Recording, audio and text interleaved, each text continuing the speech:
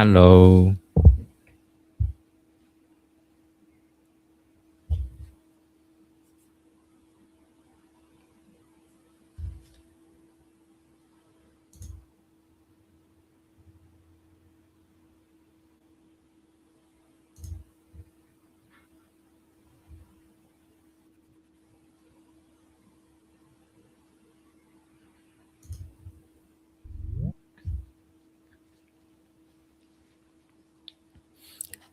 Good afternoon, Eileen.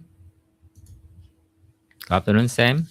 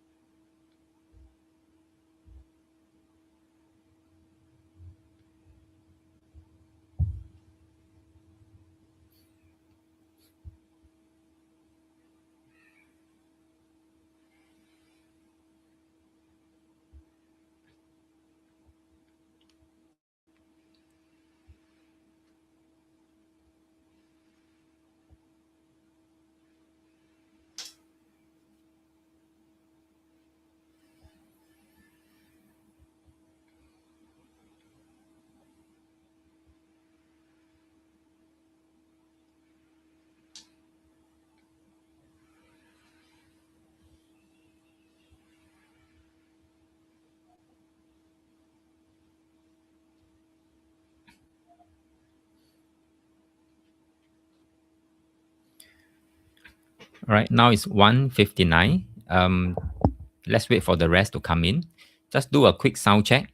Can you see me and hear me? Two things for now. See me, hear me.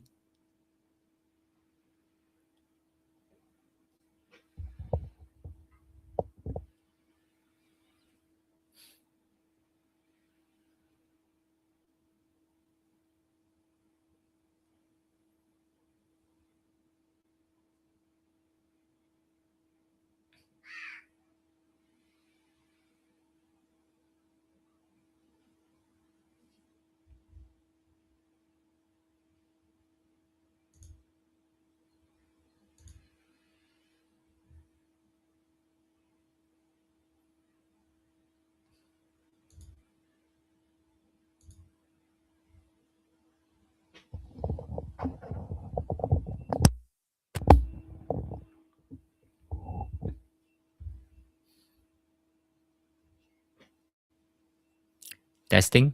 Can you all hear me? Testing.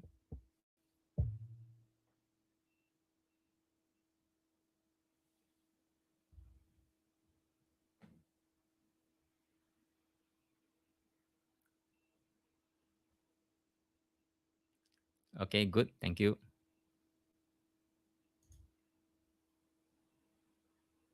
Let me share the slides now. Give me a minute.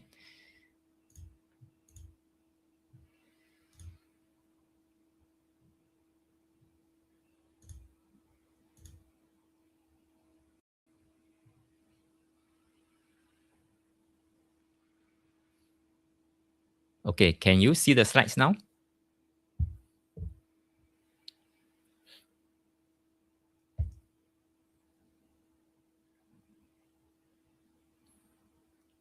Thank you, Eileen. Now it's 2:01. Not many people have come in yet. Shall we give them another couple of minutes for them to come in?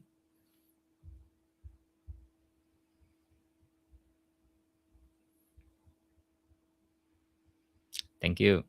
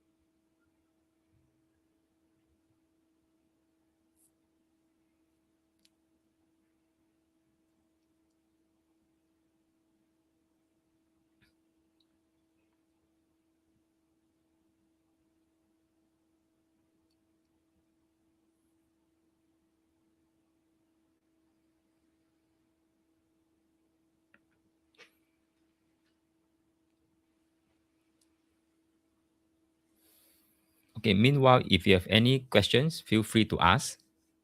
If you have attended um, Career Success Magic before and you have question today, feel free to ask.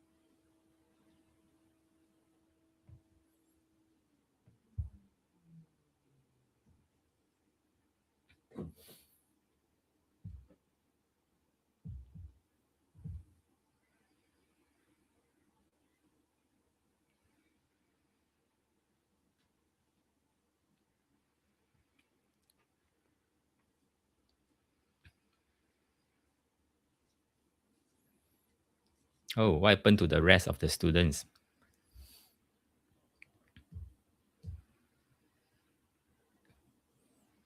Okay, we'll start at 2:05.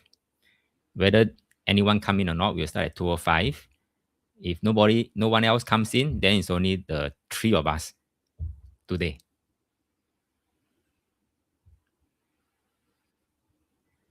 Okay, thank you for the thumbs up. All right, now it's 2:05. Let's get started. We shall not wait any longer. Let me go to my slides.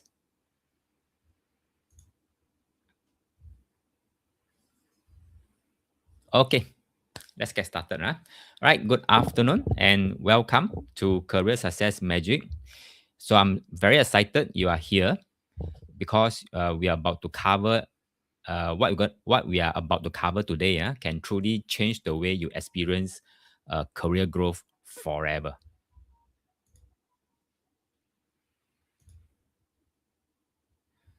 Okay, before we dive in, I want to take a moment to wish you all Happy New Year 2026.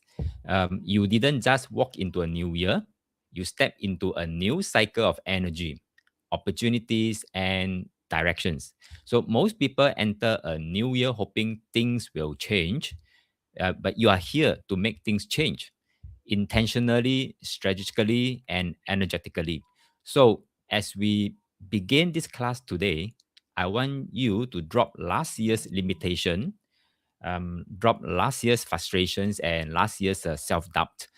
They don't get a seat in 2026 this year. Okay. So this year is not about working harder, it's about aligning smarter. So the right doors, the right people, and the right breakthroughs can come to you more easily.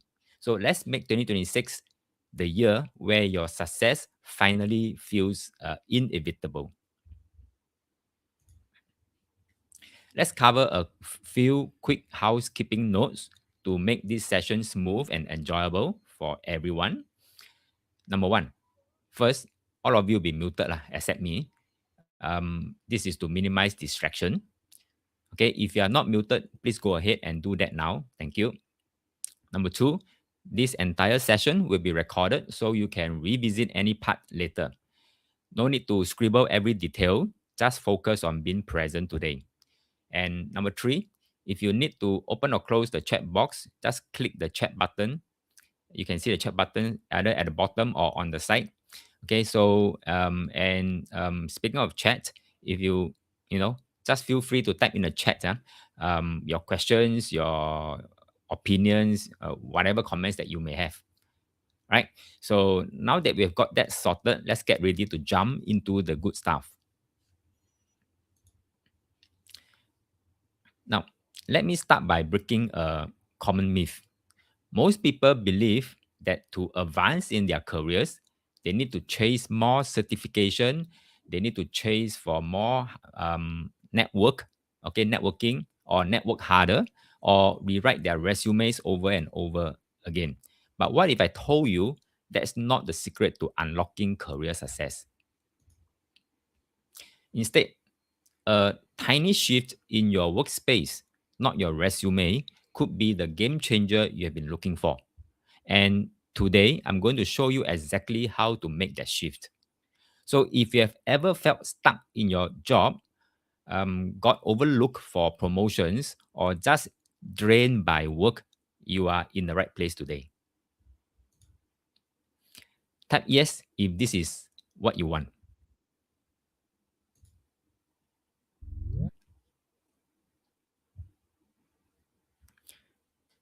Good afternoon, Jaya. Just in time. Thank you, Eileen.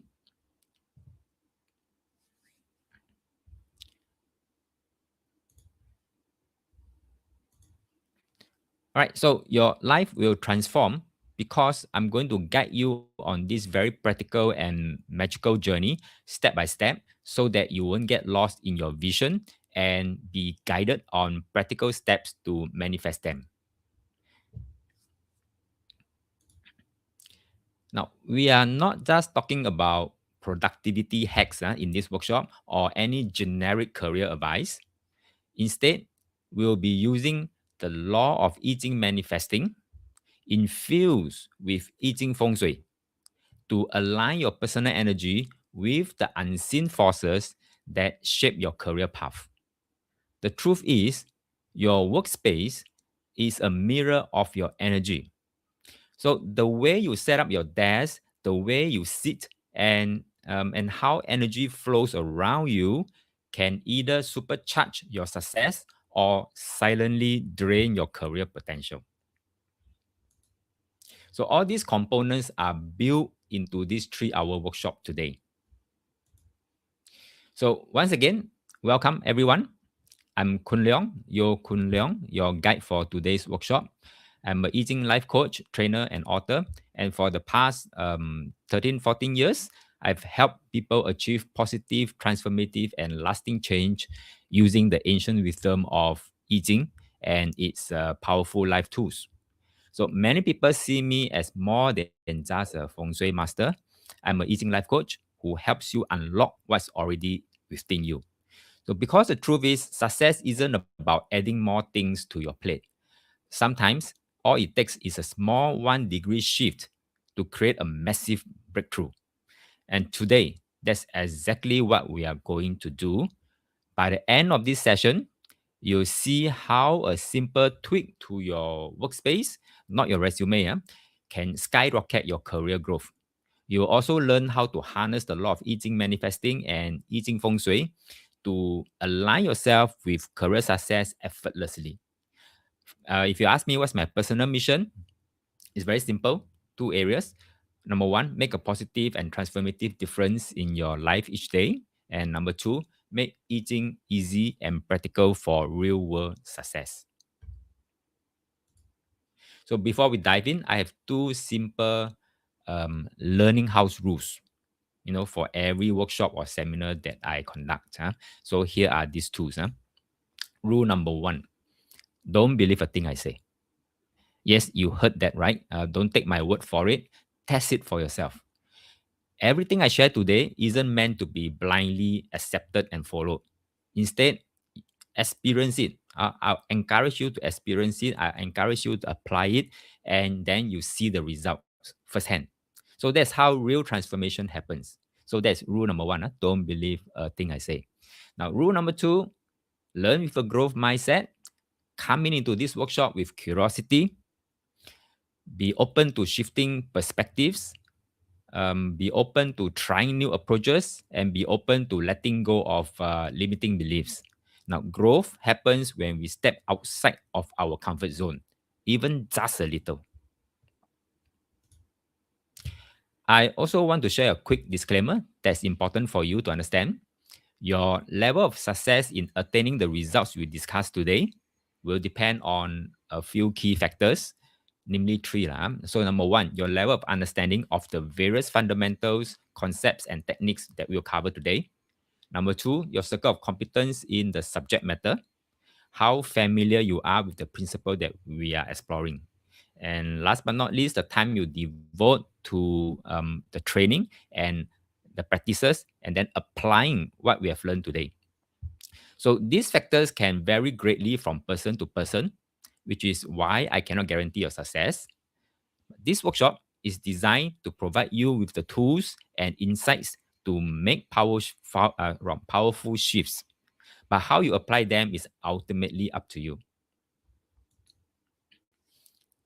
Okay, I'm excited to share the transformative topics we'll be covering. Each is designed to empower you on your journey to success. So there are actually 6 modules here. Number one is what have you agreed upon to come and manifest into this world. We'll start by diving deep into your vision. So we'll cover that in module one. You explore what truly resonates with you and how to align your intentions with your life purpose. This foundational step is crucial for manifesting your dreams. And then we move on to module two, find your personal energy number. We'll uncover your personal energy number. This unique number will help you understand your strengths and the energy dynamics that influence your life. Knowing this will guide you in making decisions that align with your true self. Then we move on to module three, personal success sector. So based on your personal, what I call that, energy number, then we can move on to identify your personal success sector, creating an environment that supports your career aspirations. By understanding the energies around you, you can enhance your path to success. Then, module four, personal relationship sector. Again, based on your personal energy number, we can derive your relationship sector. You'll learn how to cultivate meaningful connections that nurture your personal and professional life. So, building strong relationships is key to unlocking new opportunities. Module 5, personal health sector.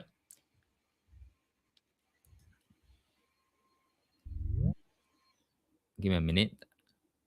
Okay, welcome, Ichie. Just in time. We have just started only. All right, so where was I? Module 5, personal health sector. We'll focus on finding your health sector also, ensuring that you are not only thriving in your career, but also taking care of your physical and emotional well being. A healthy mind and body are essential for long term success. Do you agree? And then module 6 will cover the personal wisdom grounding sector. This is also based on your personal energy number. Okay, so grounding techniques will empower you to navigate the challenges with clarity and confidence. All right. So if time allows, today, if time allows, I will throw in a bonus module to further enhance your experience. So each of these topics is designed to provide you with actionable insights and tools that you can implement right away.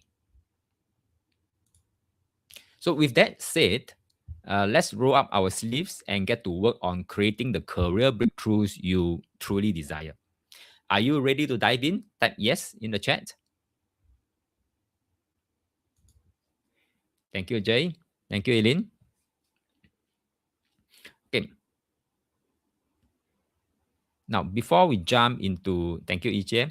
Before we jump into strategies and techniques, let's take a step back and ask a fundamental question. Why are you here? Not just in this workshop, that why are you here, but also in this world, why are you here? That's what we're going to cover in module 1. What have you agreed upon to come and manifest into this world? You see, we often chase career success. We chase promotions, we chase recognition. But what if the key to unlocking all of that isn't about just working harder or impressing the right people? What if success is simply about aligning with what you were meant to manifest in this lifetime? You didn't come into this world by accident, by the way. There's a reason, there is a purpose, there's a unique energy blueprint that you carry when you come into this world. And when you align with it, opportunities, success, and even the right people start showing up effortlessly. But when you resist the blueprint, when you follow path that aren't meant for you, that's when struggle, stagnation, and frustration will arise. So in this module 1, we're going to take a deep dive into what you have already agreed upon before you even arrive here. Because once you recognize that, everything else, your career, relationships, and even your workspace will start making sense. Right? So we'll move on now to uncover the truth about your purpose. Let's take a moment to reflect on something powerful. All successful people have a vision long before their career success manifests. They didn't just stumble into greatness, by the way. Okay, they saw their vision in their minds first. So the keyword is vision. Okay, you think about it.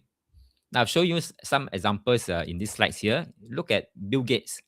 Bill Gates had a vision of a computer on every desk and in every home. Today, that's a reality, right? Then we have Steve Jobs, envision technology that wasn't just functional but beautiful and intuitive.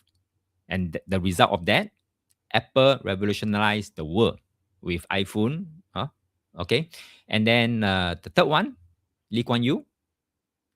the founder of Singapore, didn't just see Singapore as a small island. He saw its potential to become a thriving world-class nation, and he made it happen. Then we can move on to Mark Zuckerberg. He believed in a connected world where people could interact effortlessly. Facebook transformed global communication, right? Then move on. Walt Disney. He dreamt of a place where imagination and reality could merge, and today Disney is synonymous with magic. Then we have Bruce Lee, last but not least. He didn't just train his body, he trained his mind with an unshakable belief in his philosophy, which still inspires millions of people today. So all these successful people that I've shown you here, it is not exhaustive. I'm just citing some examples here. But what do all these people have in common? They weren't just reacting to life. They were manifesting their vision into reality. So now, here, today, here's the real questions for you. What is the career success you have already agreed upon to create in this lifetime? It's already within you. But are you aligned with it? Or have distractions, have doubts, have external expectation pull you away? So this workshop is about realigning you with a true path so that career success isn't something you chase. It's something you naturally align and attract. Now, I mentioned vision. So what is a vision? In short, a vision is not just a sentence you write down. It is not just a goal on a checklist. A vision is an image, a feeling, a deep knowing inside you. It's that pull you feel towards something greater, something meaningful. It's what makes you say, this is what I'm here for. This is what excites me. This is what drives my passion. Your vision doesn't have to be crystal clear yet if you don't already have one. Okay, it doesn't need to be a fully detailed plan. When I just started off working on my vision, it's not crystal clear. I don't have a full detailed plan, but I know what I want actually. Okay, in general. So in short, it can be general. Your vision can be general, and your vision can be evolving. But ultimately, whatever it is, it must make sense to you. Think about it. Some people just know they are meant to create, or like Steve Jobs, okay, or like Bruce Lee. Some feel drawn to lead, to heal, to teach, to innovate, or even to build something. So your vision is already within you. You have already agreed upon it before you even arrive in this world. Now it's time to reconnect with it. What is the vision you feel deep inside? Let's explore. So a vision is more than just a dream or a goal. It's your, if I can call it, your soul's guidance. It's like an inner compass, always pointing you in the right direction somehow. So when you have a vision, every choice you make, every action you take, every step forward is aligning you with that vision. Even when life throws challenges at you or throw a curveball at you, your vision keeps you centered, grounded. Think about those successful people I shared earlier, especially like Steve Jobs. They weren't just chasing money or fame, although this is part of it, but they are not just totally chasing after money or fame. They were following a vision. So ask yourself, what is the vision that's guiding you? And what are you here to manifest? Now, if you were to ask me, what's my vision? Let me share with you what's my vision. Okay, it's simple. Yeah, back then it was just a vague one, which is something like making a positive difference in your life each day. Back then was very vague. That was how many years back? Over 12, 13, 14 years ago. I can't remember the exact time already. So over the decades, slowly it has become more and more crystal clear. And that vague vision evolved into two visions, which is currently what is shown in the slides now. Number one, making a positive difference in your life each day using the ancient wisdom of I Ching. Very specific now. And number two, making I Ching easy and practical. So that's my two vision now. Okay, so these two visions are what drive me. Is what gets me up every morning. Is the reason I do what I do. And I don't do any other thing that don't align with these visions. So it doesn't have to be complex at all. It doesn't have to be something very grand or the world expects. It just has to be something that makes sense to you and something that excites you at your core. So my question to you, how about you? What's your vision? What are you here to manifest? Or are you just moving through life without a clear direction? Like I said, a vision doesn't have to be grand or world changing. It just needs to be true to you. Maybe your vision is to build a business that solves a certain problem or share a service you believe in. Maybe your vision is to be the best, most present parent for your children, perhaps. Or maybe your vision is to uplift and help those in need. Whatever it is, it already exists within you. So this workshop is about bringing it to the surface and tuning into it and aligning your life to manifest it.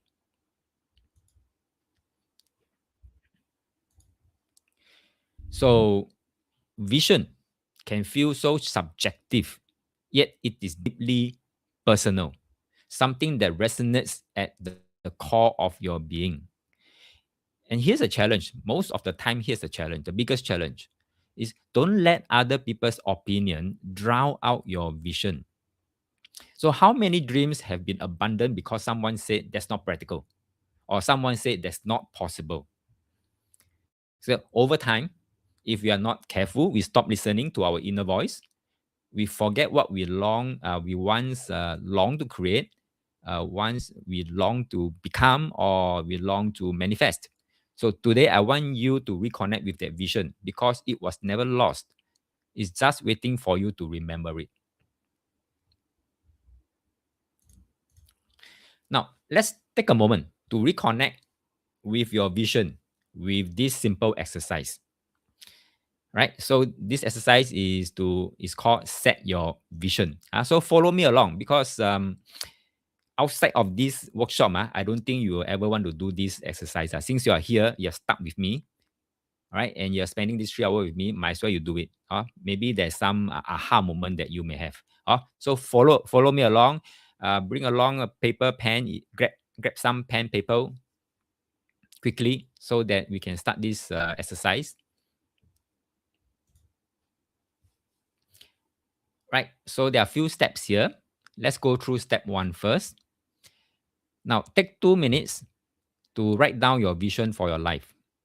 So I want you to complete this sentence. I am here for, then you fill in your blanks. And the blanks is your vision. Or I am here to, da, da, da, da, da. So for example, for mine is I am here, to make a positive difference in your life each day using the ancient wisdom of I Ching, full stop. So that is mine. So what about you? Okay, so you can write down 3 to 5 lines. Okay, 3 to 5 lines. Don't think too deep into it. Whatever comes to your mind, just write it down. Okay, let your thoughts flow freely. Connect with whatever comes up for you. Don't be afraid to think big. Don't be afraid to hold back. Don't hold back, basically. Sorry, don't hold back. Okay, so I'll start a timer now. 2 minutes. If you're already done, just tell me in the chat that you are done. Also, that we will just move on. Because this is a small group today.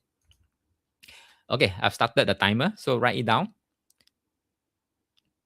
Write 3 to 5 lines about I'm here to or I'm here for. Then your vision. This is your chance to express what truly resonates with your heart and soul. And when you're done, type in the chat. And if you want to share your vision, feel free to share. Do this because we're going to need this in module 6. So give it the attention it deserves. Right? So once you're done, let me know. And if you want to share your vision, type it out so that I can also give my inputs to make it even better.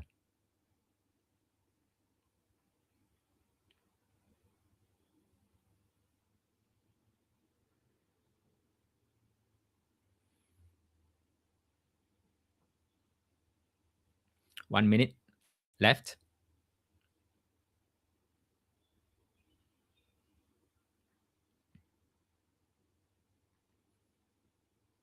Once you're done, let me know.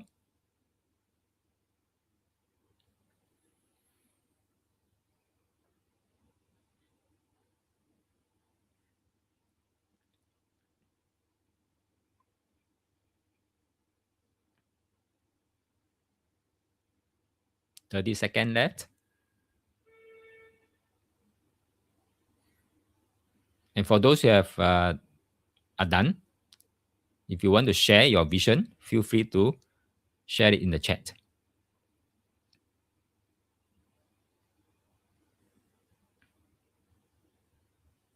Can have two. Yes, you can have two. You can write 3 to 4 lines. I encourage you to write 3 to 5 lines actually. It's linked, no problem. If link is even better. Right? Thumbs up. Have you written down? Thank you, Jay. Thank you. Good. Good. Okay. I hope the rest are also done. Huh? So let's move on. Okay. So great job connecting with your personal vision. Now let's move on to step 2 of our exercise. I will allocate 2 minutes for this also. Huh? So step 2 is to ask yourself, how can I make positive difference to humanity? What is your unique contribution to the world and to humanity? Don't have to be big ways, huh? Don't have to be like Lee Kuan Yew contributing in big ways, or like Bill Gates in big ways. Huh? You can do it in small ways, in your own ways. Okay, so as long as it is contributing back to the world and to humanity. Think about areas where you feel most passionate. Your contribution might be to your family, how you can support or uplift them, or your community. What skills or resources can you share to make it better? Okay, so take a moment to write down your thoughts. I'll start the timer now. 2 minutes.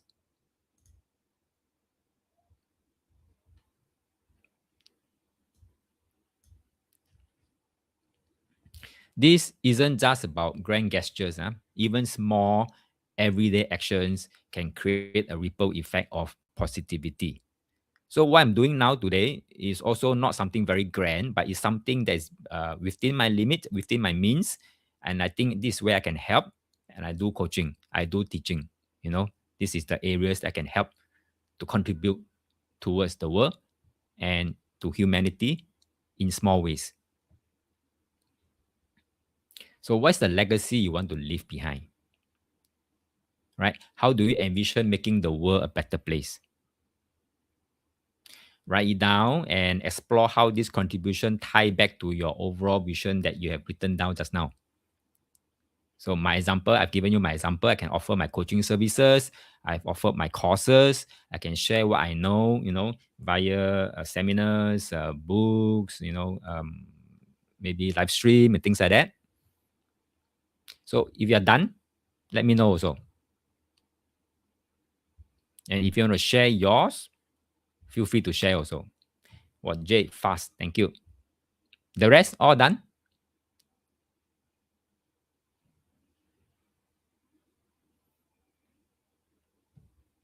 Thank you, Lynn. Good job. 30 more seconds.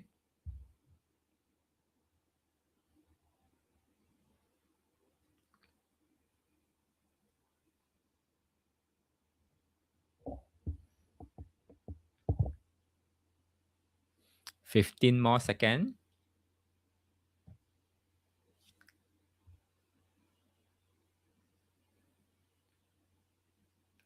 5 more seconds. Okay, thumbs up. I'll move on. Okay, fantastic work on identifying your contributions. Now we're moving on to step 3 of our exercise. Step 3 is very simple. It's time to read your vision aloud to yourself lah, to yourself.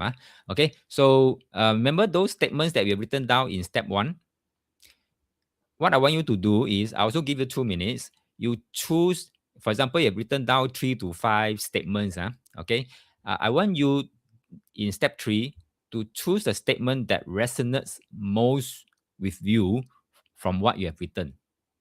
Now, why is this important? Because reading is different from just thinking.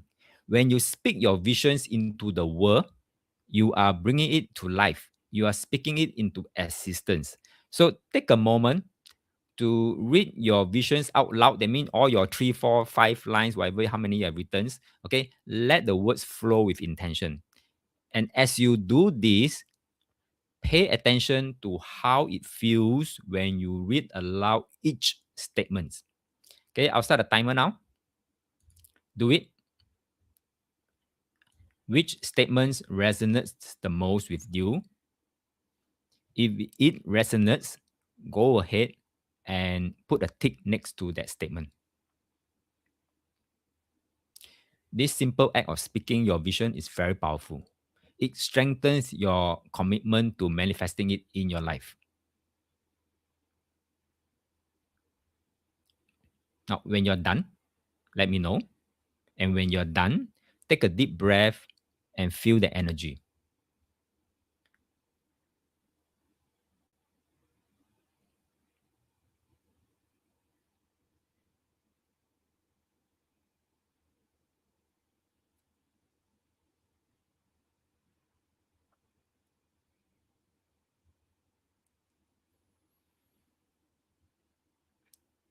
Feel free to share so that I can help to give my input to be better.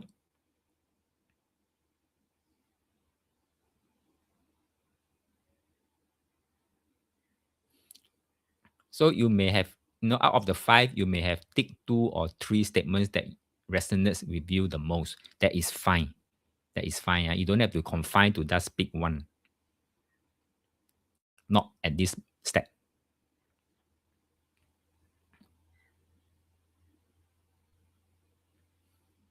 Let me know if you're done.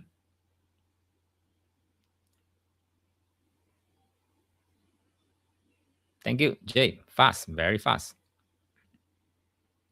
So how many statements have you ticked, Jay?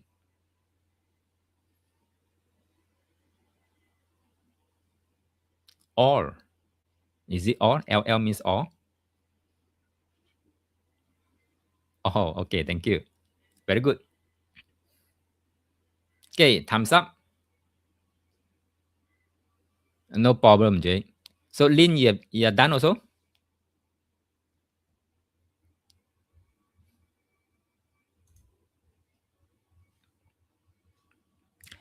Okay. Great job, Great job reading your visions out aloud. Oh, Lin said not yet as I'm with my family now. Okay, no worries, no worries. You can watch back this video later on. Oh, but you had your vision written. Very good. Okay, so great job. Now we're on to step 4 of our exercise. Now, step 4 is to remember with regards to how many tick that you have ticked. For example, you have ticked the 3 statements. For J, you have ticked all the statements. No problem. Now, in this step 4, I want you to take all these statements that you have resonated most with you. I want you to rehash them into one clear statement. So that means you combine them, rehash them into one statement. I am here for, or I am here to. So this is your opportunity to distill everything you have written down into a powerful, concise declaration of your purpose and vision. Think about what truly captures the essence of your contribution and aspiration. So your statement should be clear and meaningful to you. Okay, I'll start the timer 2 minutes now. Get started. So this rehash statement, single statement, might reflect your personal mission, your passion, or how you intend to make a difference.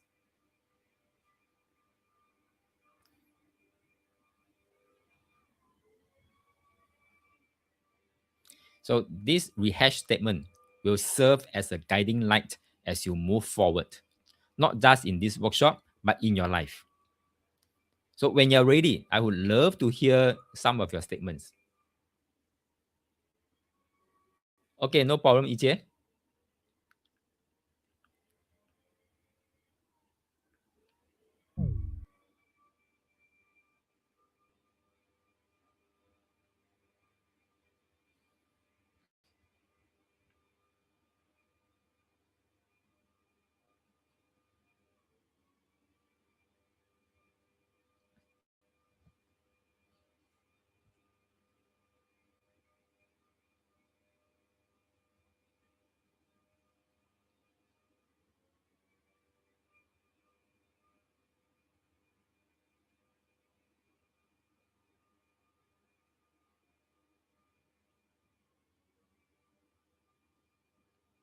If you're done, let me know.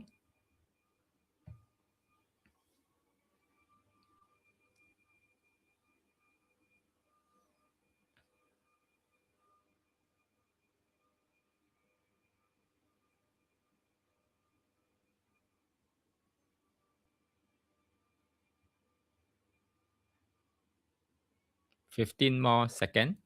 Thank you, Jay. 10 more seconds.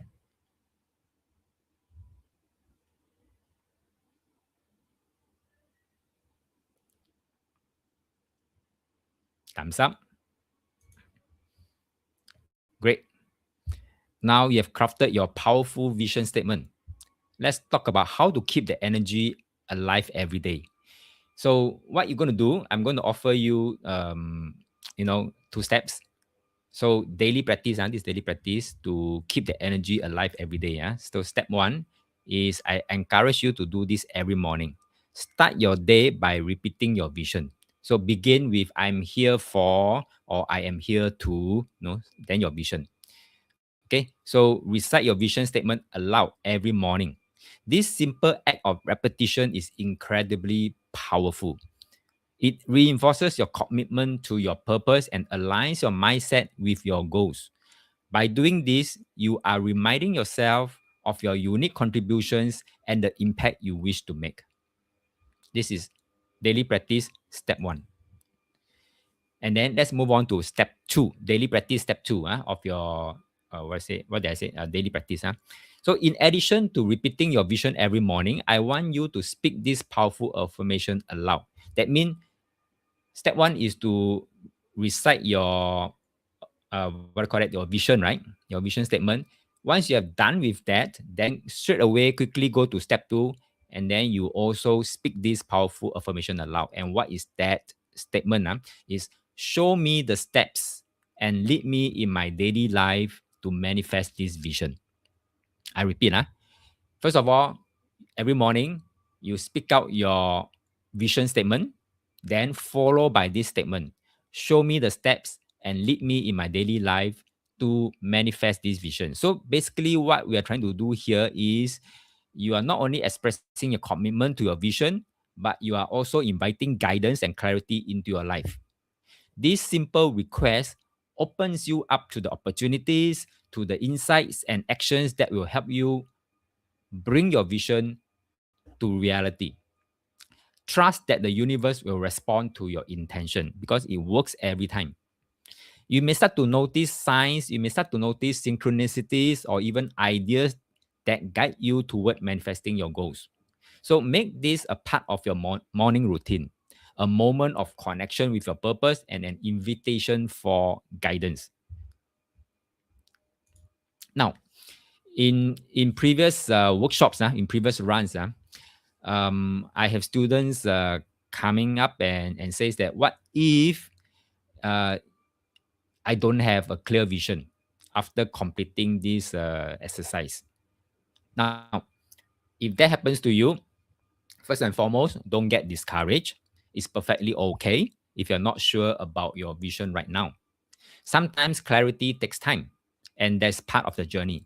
So if you are feeling uncertain, you can just use this generic vision as a starting point. And what is that generic vision? It is, I'm here to make a positive difference. Now, this statement is very powerful and very universal. It opens the door to possibilities and sets the intention for your action moving forward. So, from this foundation, you can begin to explore what making a positive difference means to you, whether it is in your family, whether it's in your community, or in your workplace. Remember, your vision can evolve as you gain more insights and experiences, like I do. It's not about having everything figured out straight away or right now. No, it's not about that. Okay. It's about taking steps in the right direction and staying open to growth. So if you don't have a specific vision yet today, embrace this statement and let it guide you as you continue on your journey. And then you're already on the right path. So as we wrap up module one, I want to emphasize that your vision is not something to be taken too seriously or being weighed down with pressure. Instead, it should be something that ignites enthusiasm within you. Your vision is meant to inspire you. It's meant to light a fire in your heart and to guide you towards what truly excites you in life. Remember, it's about connecting with what makes you feel alive and passionate. And that's the essence of a meaningful vision. Now that we have established your vision and its significance, we are ready to transition to module 2.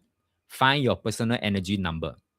In this module, we'll explore how your unique energy influences your path to success and how to harness it to manifest your vision effectively. So, are you ready to uncover the power of your personal energy? Type yes in the chat. Thank you, Eileen. Thank you, Jay. Thank you, Lynn. Okay, module 2. Welcome to module 2. Find your personal energy number. Now, each one of us are born with a unique energetic code. Think of it this way. This code shapes how you interact with the world, what environments empower you, and even the natural flow of opportunities in your life. So when you align with your energetic code, things start to flow. So we call it alignment. Yeah. So there are many systems out there, metaphysics systems. What I mean is metaphysics system out there that can help you find out more about your energetic code. Different system may reveal different aspect of your code, not totally the same, but similar. The system I'm about to share with you today in this workshop is based on the ancient knowledge of Gui Changyi, one of the oldest and most profound systems of the I Ching. This wisdom has been passed down for centuries, helping people understand their true nature, align with their destiny, and move through life with greater ease and purpose. I use this system because it's not complicated at all and it's easy to calculate. You'll begin to see why certain patterns keep showing up in your life and how to work with your energy rather than against it. This is not about superstition. It's about understanding your own energy blueprint, or I call it personal energy number, so you can make better decisions, maximize your strength, and navigate challenges with clarity. Now, your personal energy number is more than just a number. It's a key that unlocks deeper self-awareness. It helps you understand your mission, your purpose, and what you are truly here to do. So now that you have already written down your vision statements in module 1, when we go through this module 2, and when you arrive at your personal energy number, I'll give you your profile. I will share with you based on that number, what is your profile. That means what is the energetic code that you have. Okay, then you see whether there's any alignment between the vision statement that you've written down and your energetic code that you're born with. Is there any alignment? Okay, then you do adjustment as you go along. Okay, so where was I? This insight can bring clarity to your vision and help you set meaningful goals that resonate with who you really are. So, but knowing your mission is only half the equation. The other half is alignment. I mentioned just now, alignment, very important. That's where things start to flow. So that's why we are also going to explore your 4 personal power sectors derived from your personal energy number. And these 4 sectors are the most supportive areas in your environment, which will be discussed in subsequent modules. So when you align your vision and mission with these spaces, you naturally experience more flow, more energy, and more success in what you do. Imagine working with your energy rather than against it. And that's what we are about to do. So what do you need to know? To uncover your personal energy number, you only need 2 key pieces of information. Number 1, your birthday. These represent the moment you've entered this world carrying a unique energy signature. So no need the birth hour, just the birthday. That means the day, month, year. Okay. And then number 2 is your gender, male, female, right? This helps refine the calculation, aligning your number with the natural flow of energy. So these 2 simple details unlock deep insights into your purpose, your strength, and how you best navigate life. In case some of you are quietly wondering, only birth year and the gender, isn't it less accurate? Now, that's a very good question, and it's exactly where many people misunderstand this system. On the surface, using only birth year and gender looks very general, but in reality, these systems works at a foundational energetic level, not a personality or not a fortune telling level. So what's actually happening? This system is not trying to predict events. It's identifying how your life energy is wired to interact with space. So this system actually reads resonance. It's not reading your destiny. So your birth year, your gender, determine how your core energy receive, stabilize, and distributes the chi. Which direction supports you, which direction drains you. Systems that use full birth date and time of birth, having the pillars and the stars and the cycles, all these are considered time-based prediction system like 八字, like 紫微斗数, like 悬空 facing, all this. So this system is different. It just answer a simpler but more practical daily question. Where should I sit? Where should I sleep? Where should I work and face so my life flows instead of fighting me? So for that purpose, adding more variables actually create noises. So we don't have to have full details. So your personal energy number is a number between 1 and 9. And each number aligns with a specific profile and direction. So I've shown you this diagram here. It's a 9-grid diagram. And then each what do you call that? Each grid, you will see a number there with a direction. So if let's say you are number 1, then your sector is north. If you're number 2, then your sector is at southwest. Number 3, then is at the east. Number 4 will be at southeast. Number 5, no number 5. Okay, no number 5. Number 6, it will be at northwest. Number 7 will be at west. Number 8 will be at northeast. And number 9 will be at south. And each of these number will have a profound name. Okay, I'll drill into it more later. Now, you may have noticed number 5 is missing from the diagram. Don't worry. If your personal energy later on as you calculate is 5, now it still exists. Okay, just with a unique interpretation. We have to do a little bit of adjustment. That's about it. We'll discuss this in detail later. Your number reveals your profile, your natural role in life, and what you are here to do and manifest. And with your personal energy number, we can then map out your 4 personal power sectors that governs 4 essential aspects of your life. And what are these 4 sectors? Success, health, relationships, and then grounding or wisdom. These 4 personal power sectors are based on your personal energy number and align with specific sectors. So we are going to use these 4 power sectors later on to place your goals for success, strategically aligning them with your home and environment. Now, why is that so? Because even when you're not actively focusing on your goals, your surroundings will be working with you to manifest them.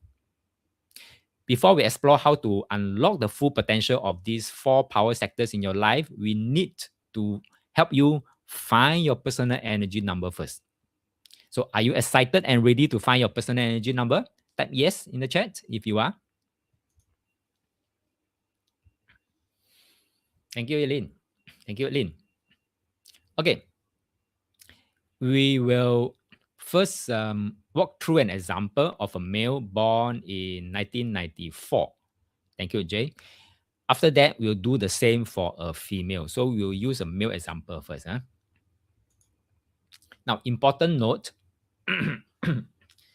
the cutoff point for the calculation is using the lunar calendar. That means once you are born after the lunar new year for that year, then you are considered 1994. If you are born before the lunar new year, then you are considered 1993. So basically, that's it. So if you are born then before, then you use the previous year. So let's assume this male is born after Lunar New Year. So we use 1994. Let's calculate using 1994. So step 1 is you add up all the digits of the birth year. 1 plus 9 plus 9 plus 4 equal 23. Then you move on to step 2. Use 23, you reduce it to a single digit. So what we have is 2 plus 3 equal 5. And then step 3, subtract from 11. I mean, that's now on step 2 is here 5, right? So you use 11 minus 5 equals 6. So the personal number for a male born in 1994 is 6. So for the next example, we'll do the same for a female born in 1994. That means 1994, same year. But if it's a female, what will happen? So assuming this female is also born after the Lunar New Year. So what do we do? Step 1 is the same. You add up all the digits. So we have 1 plus 9 plus 9 plus 4 equal 23. Step 2, also the same step. Reduce to a single digit. So we have 2 plus 3 equal 5. Step 3 will be different. Instead of subtract from 11, for female, you add 4. So it's 5 plus 4 equal 9. Now, after plus, you got a double digit. What you do is to continue reducing to a single digit. But for this case, 5 plus 4 equal 9 is a single digit, and you stop there. So the personal number for this female born in 1994 is 9. Okay, so let's go through. Okay, so for your turn, take a moment, calculate your own. Okay, calculate your own personal energy number. And once it's done, just let me know in the chat you're done, and I will move on. Then I'll explain what is the profile for your number. Oh, thank you, Eileen. You're fast.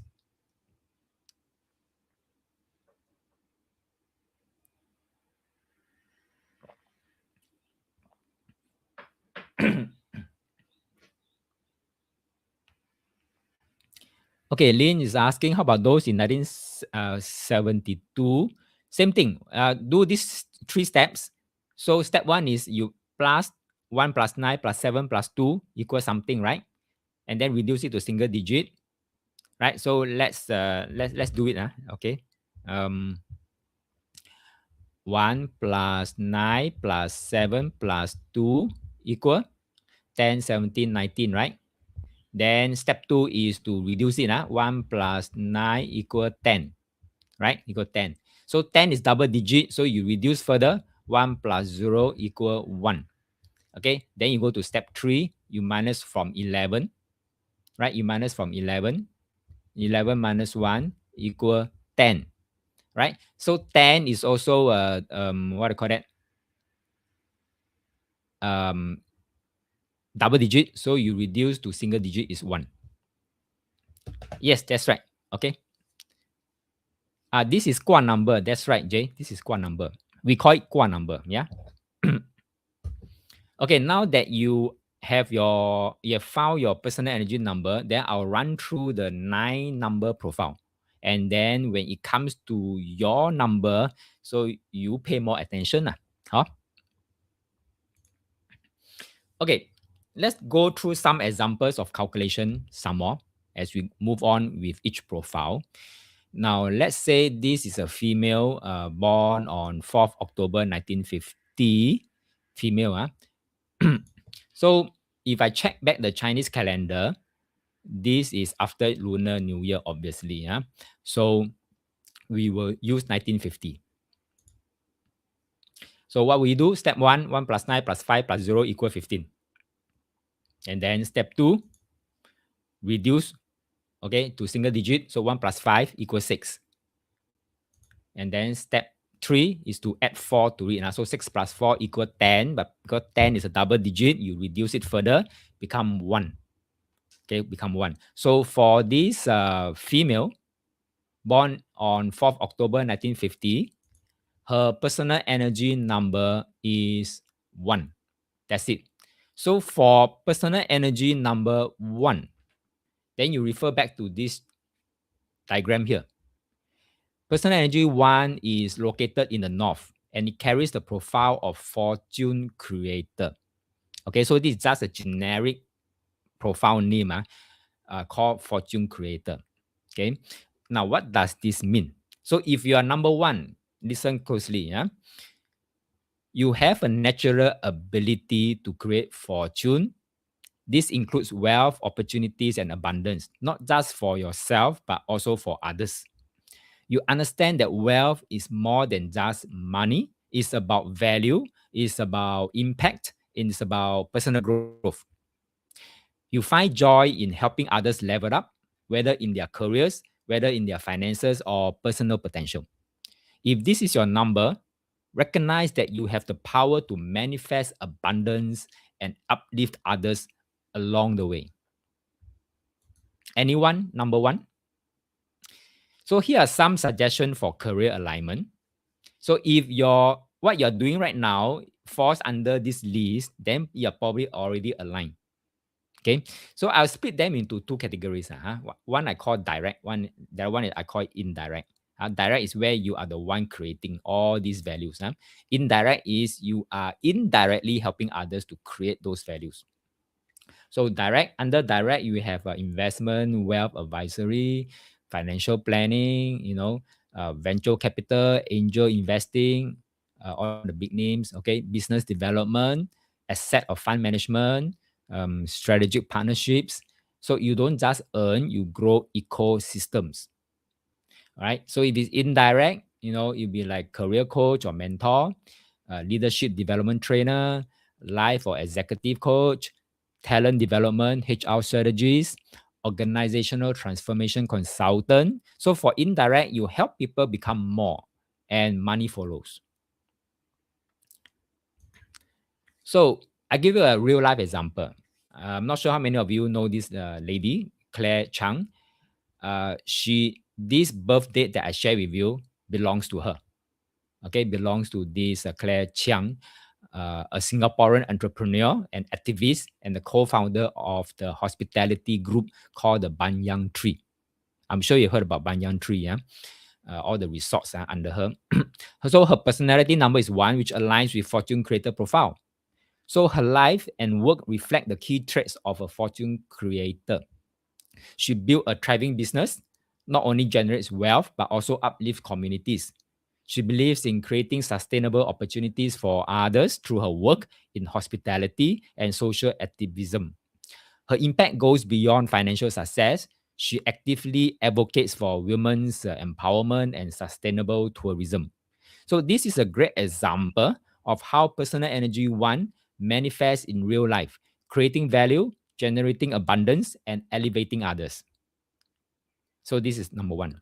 So let's move on to the next example. A male born on 6 July 1935.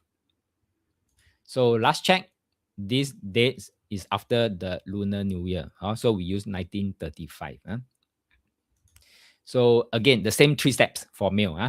add up all the digits. We have 1 plus 9 plus 3 plus 5 equal 18. And then step 2 is to reduce it to a single digit. So we have 1 plus 8 equal 9.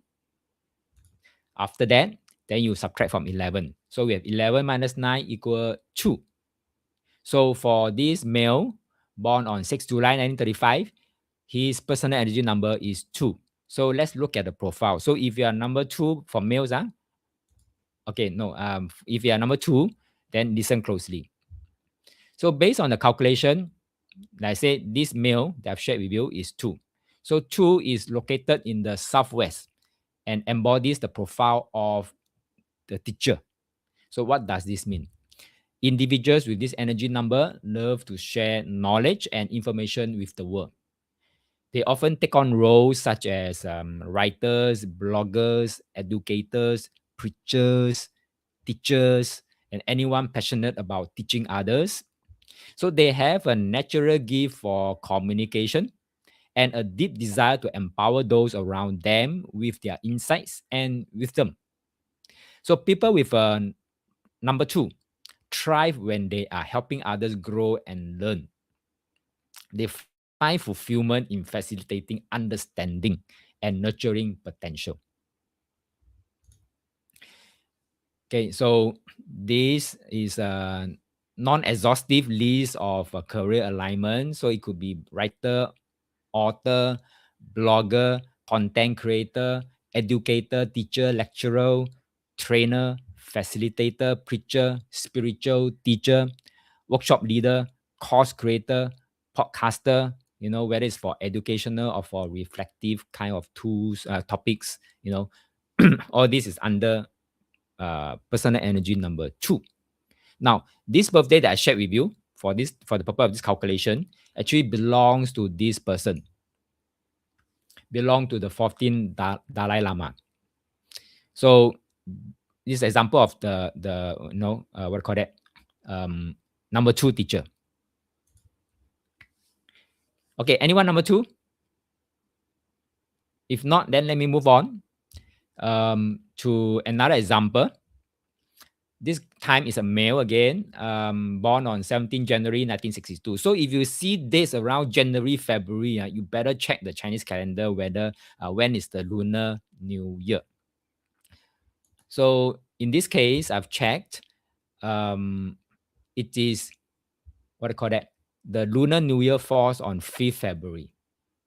All right, 5th February. Yeah. So therefore, for this male, because he was born before the Lunar New Year, we have to use back the previous year, which is 1961.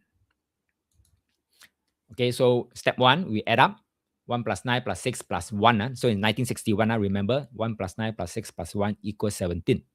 Then step 2, reduce to single digit, 1 plus 7 equal to 8. And then step 3, because it's a male, we subtract from 11. So 11 minus 8 equal 3. So for 3,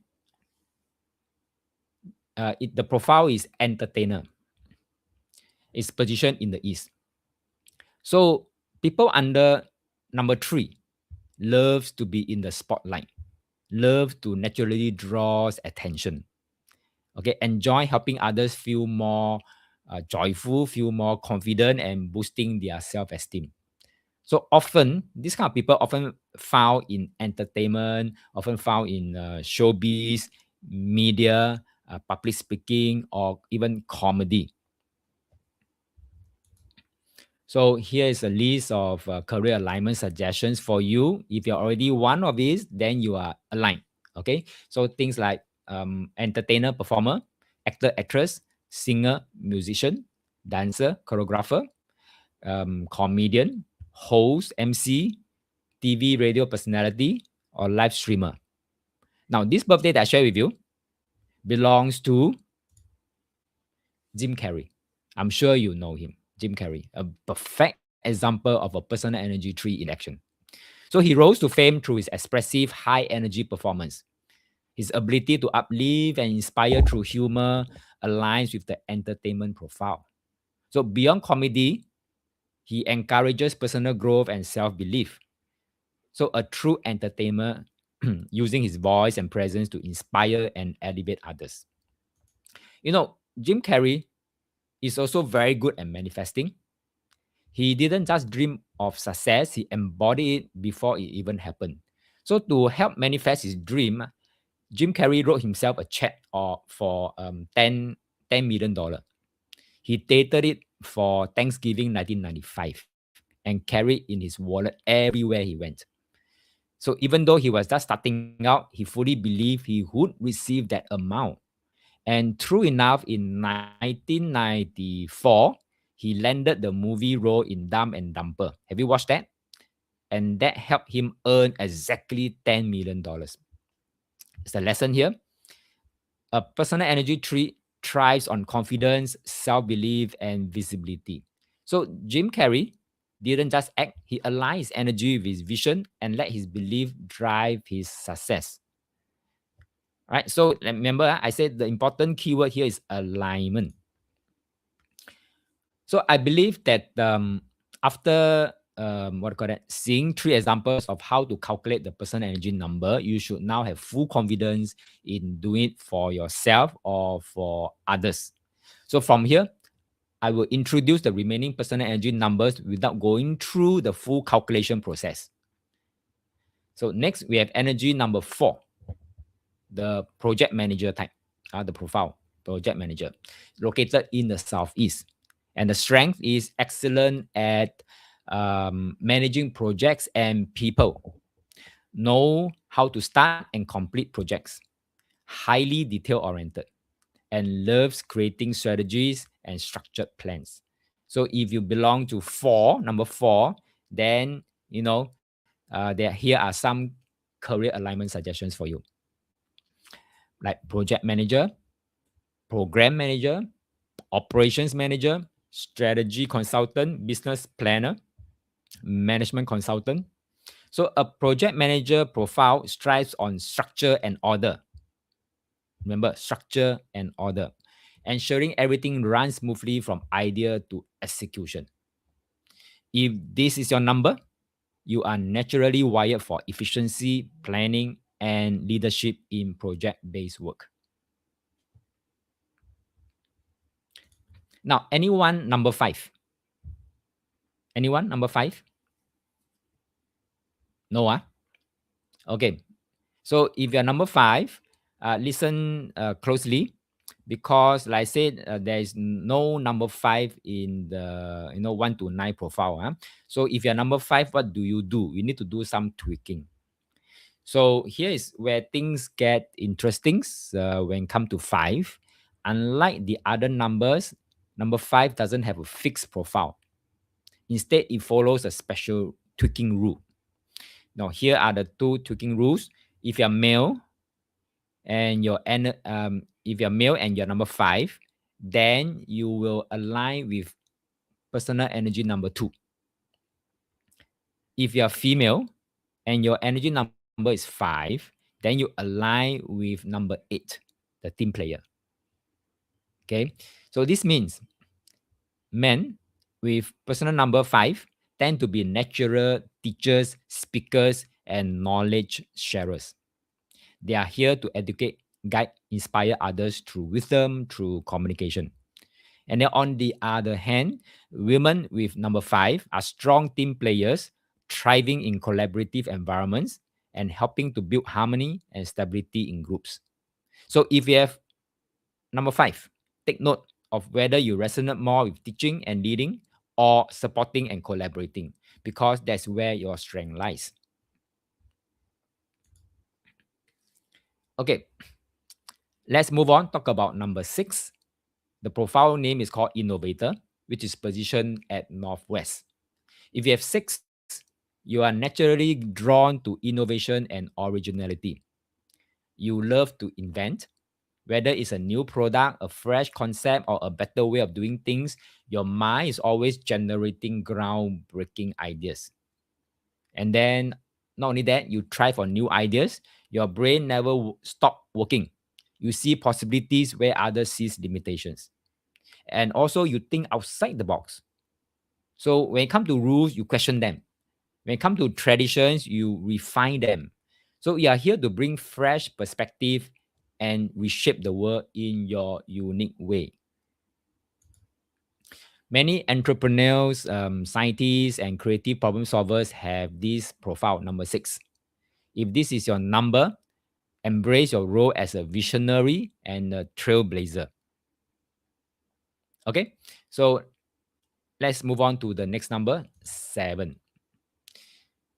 7, the profile name is called the advisor, which is positioned at West. If you're number 7, your strength lies in guiding and mentoring others. You love advising, you love coaching, you love mentoring people. You have a natural ability to listen, analyze, and provide insights that help others grow. You see the bigger picture, but while others get lost in the details, you understand the deeper meaning behind the situations and help people navigate their challenges with wisdom. So many consultants, life coaches, strategists, counselors have personal energy 7. So if this is your number, embrace your role as a trusted advisor and a source of wisdom for others. Now, let me see. I think I missed out some of the comments here. Lin say, I'm 6, but cannot identify with any of this. Okay, 6 is the innovator, right? Innovator. Okay, so perhaps sometimes what happened to a lot of us, especially Singaporean, is that we are grown up, we are conditioned to follow other people's what do you call that? Other people's wishes, other people's impose on us what they want us to be. So as we grow up, we tend to forget that we are this kind of profile, which is fine. Which is fine. Okay. So I'm not saying that whatever, Lin. So perhaps you may want to sit down and really, really think deep again. Is there anything about what I mentioned about 6 that resonate with you? Okay. So Lin say, I've got many ideas though to navigate challenges. That is part of it because you tend to think out of the box. For number 6, you tend to think out of the box. Even to navigate or to resolve challenges, you tend to think out of the box. Correct me if I'm wrong. Okay. Eileen said, that's me too. Oh, Eileen, are you saying that this doesn't resonate with you too? You are number 6 and whatever I've said doesn't resonate with you? Is that what you mean? Oh, you are 7. Oh, okay, 7. Sorry, 7. Okay, Jay says 7. Okay, and Jay say this matches my vision as well. All right, very good. So, Eileen, do you feel you resonate with whatever I said about 7? It means somehow you feel that you are good at giving advice, or you like giving advice. Agreed as some. Okay, good. Because you are in HR, that's good. HR is in the position to give HR advice. Very good. Okay, do that, like consultant, HR consultant, something like that. So very good. So that means in some ways, Eileen, Jay, you are already aligned with your blueprint. Now is how to make it even better. Okay. Where was I? I think I'm done with 7. Okay, career alignment suggestion for 7. Feng Shui consultant, I Ching metaphysics consultant, spiritual advisor, counselor, therapist, psychologist, and I think HR expert is also should be included as well. And this, I don't know whether anyone know of this guy here called Jim Rohn. He's born in 1930. So when I last checked, he is an American motivational speaker and personal development coach. Yeah, he's born in 1930 and his number is 7. His number is 7. Oh, J6CM consultant, coach, mentor. Okay, good. Very good. Okay, so you see, Jim Rohn is number 7. And one more number 7 that I know of. Anybody know him? Is Indian guru, born in 1930 or so. So he's a guru, he's a spiritual guru. Okay, so let's move on to number 8.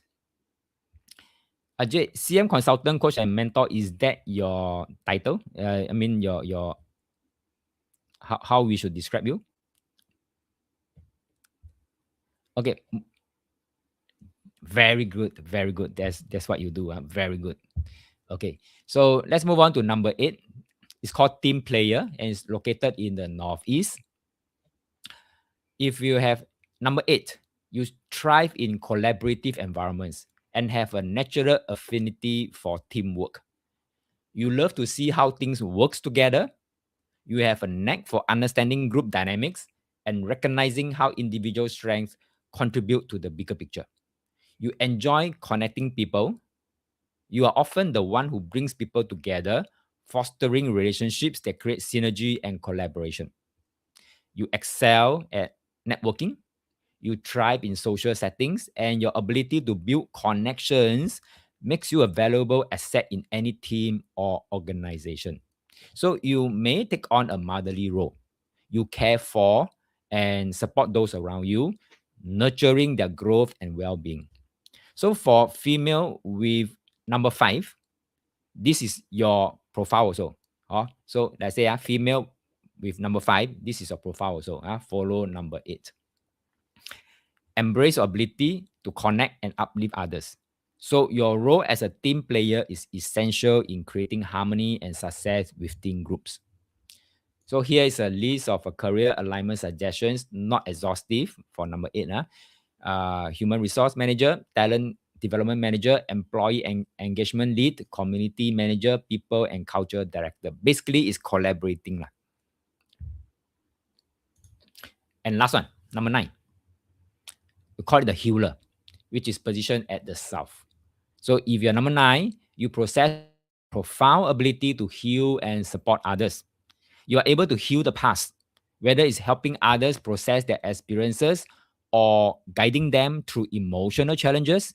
You have a gift for facilitating healing. Also, you love to help others feel better. So your natural empathy and compassion drive you to support those in need, fostering a sense of safety and comfort. So your healing extends across various levels. You focus on the physical, emotional, mental, and spiritual aspect of well-being, addressing the whole person. So this profile often aligns with career in healing professions such as therapists, counselors, doctors, holistic practitioner. Oh, I've skipped the slide. Okay, so here's the career alignment suggestions for number 9. And then a person that I know of, which is also number 9, is this guy called Sigmund Freud. Uh, he's an Austrian neurologist and the founder of psychoanalysis. Okay, now that now that you know your personal energy number, I think it's time to uncover your 4 personal power sectors. So we need your energy number to go and find your 4 power sectors. So these 4 sectors will help you align your goals with the areas of your environment that support your energy and aspiration. But before that, let's take a 10-minute break. Okay. So use this 10 minutes to stretch, to grab a drink, and reflect on what you have learned so far about your personal energy number and the profiles we have discussed. When we return, we'll explore how these personal power sectors, these four power sectors, can work in harmony with your energy to help you manifest your career vision. So I'll start the timer now, and I'll see you back in 10 minutes. Okay, see you later.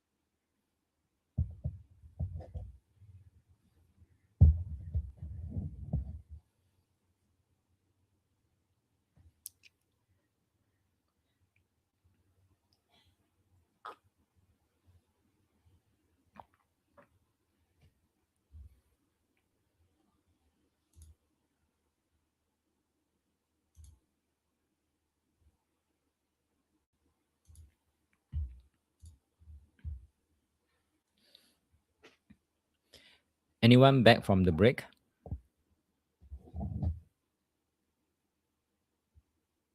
Oh, Jade, thank you. So you're interested in the home frequency tuning program, huh? So can I share a bit more about the curriculum? Can. Okay, so basically, I Ching Feng Shui, there are actually two major components. One is the form Feng Shui, and the other one is a Qi Feng Shui. Now, form Feng Shui is the part where we do not need a luopan to read the Feng Shui. We just read whatever there is to make an assessment of their property. And it's very powerful. Okay, so that's form Feng Shui. Now, for Qi Feng Shui, this is what this home frequency tuning is about. So this covers in depth into the Qi Feng Shui component. So in the Qi Feng Shui, is more of formula, not formula based. There's no formula in this Qi Feng Shui. Yeah? It's unlike, it is not Ba Zai, it's not the eight mansion system, it's not the Xuan Kong flying star system. It is totally based on I Ching fundamentals. Now, I Ching fundamentals basically made up of yin yang, five element, okay, yin yang, five element, eight trigrams, 64 hexagrams, right? 64 hexagram, and 12 earthly branches. So we make use of all these, what do you call it, models to go and read a place. It's not the 悬空大卦, different. It's not 悬空大卦. It's like, for example, we in this HFT, I will also share with you basically very simple way to read a place feng shui without much. Of course, we need luo pan for qi feng shui because we want to measure the qi, right? So then again, we can also use hexagram. You know, when you do certain placement in at home, for example, if you put a mirror and then you put a plant below the mirror, you're going to cause a lot of havoc for their family. That is a very no, you know, a taboo kind of formation to place in the house. And why do I say that? Is because of the hexagram energy coming out from that formation. So that's what we learn in the HFT. And also, um, prediction. Okay, prediction. Like for example, if you look at a house and you base on the 12 earthly branches, you can roughly tell which year, you know, you're going to have good time, which year you're going to have a lousy time, things like that, and how to avoid, and how to put in remedy to avoid the lousy time, and then how to put in enhancement to beef up all the good times. So in short, these are the few core curriculums that we will touch in home frequency tunings. Is that okay? Jay, any other thing you want to ask me?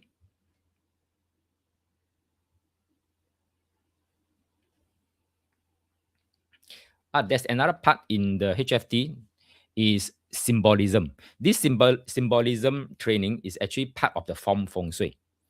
But I bring it into this qi feng shui because if you don't learn form, at least you use a bit of symbolism in this qi feng shui, you see a lot more things than many other qi feng shui masters do.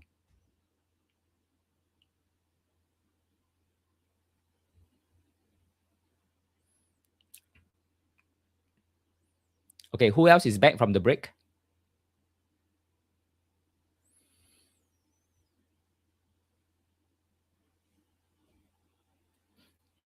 Thank you, Eileen. Question? Anyone question? Yes. The link for this apps, is it a special price? Let me see. Yes. Because the usual price is 1290. So this link here is this QR code here is actually a special price already.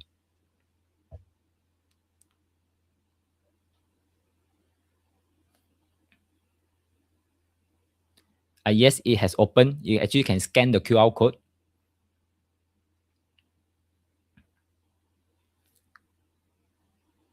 Okay, thumbs up.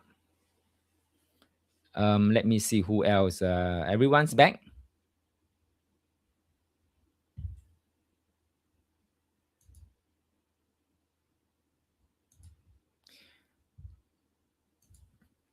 Okay, let's resume the class. Let me see. Okay, so welcome back, everyone. I hope you had a refreshing break. Now that we are recharged, it's time to dive deeper into our workshop. We've explored your personal energy number and the different profiles. And now we are ready to uncover your 4 personal power sectors. So these 4 sectors are crucial as they represent the areas in your environment that can support and enhance your energy. Okay, so let's go. Okay, welcome to module 3, personal success sector. We will cover the first personal sector first. It's called the personal success sector. In this module, module 3, we'll explore how to identify and harness your this success sector, the area of your environment that directly influences your ability to achieve your goals and manifest your career vision. So this success sector is not just a physical space. It's a powerful alignment of energy that can enhance your potential or success. So by strategically positioning yourself in or setting up this sector, you can create an environment that supports your ambition and attract opportunities. We'll discuss how to locate your success sector based on your personal energy number and how to optimize this space to maximize the productivity and effectiveness. So your personal success sector, let's say, is more than just a location. It's a portal to career success. So even if you don't fully, if you don't, what I mean, feel fully aligned with your goals, or if you are navigating challenges, you can still leverage your living space to ensure that this portal is actively working for you.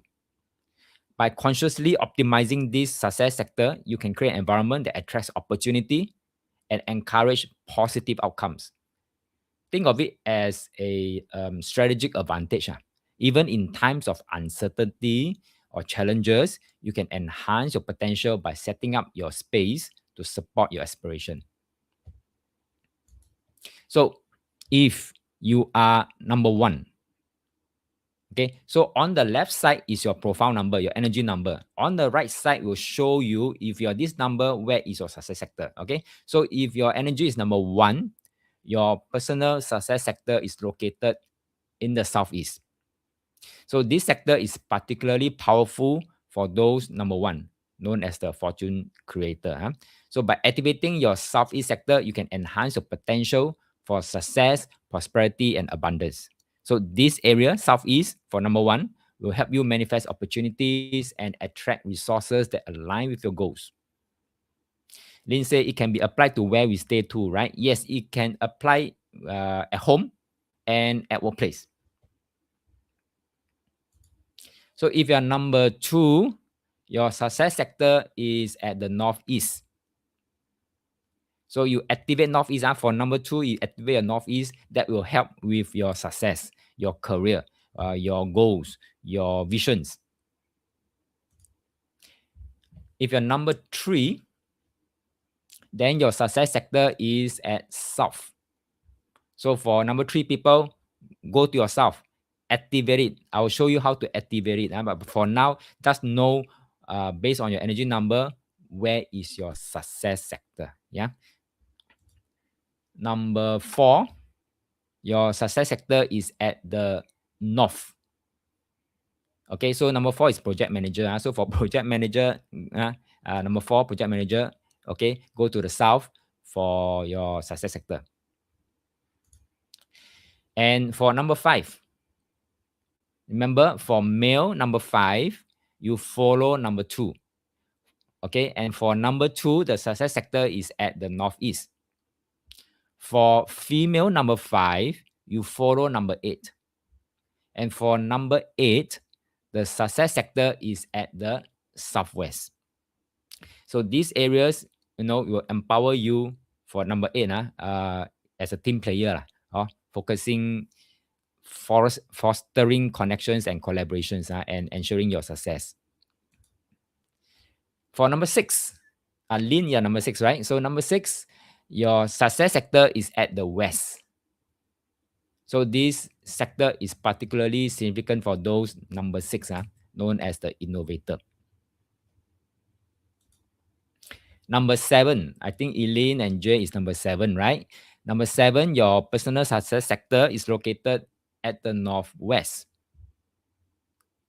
Okay, very important. Lin is asking, so if I can't sit at the west, sit facing west can also. Okay, but best is if you can sit at the west. If you can't even face the west, which is very common also, then you hold your thoughts, follow me, because I'm going to explain what to do or how to tap into the success sector. All right, so where was I? Okay, for number 7, advisor, your success sector is at the northwest. Number 8, or you are female with number 5, then your personal success sector is at the southwest. Number 9, your personal success sector is at the east. Okay, so you got your, now you know your personal success sector already. Type yes in the chat if you already know where is your personal success sector.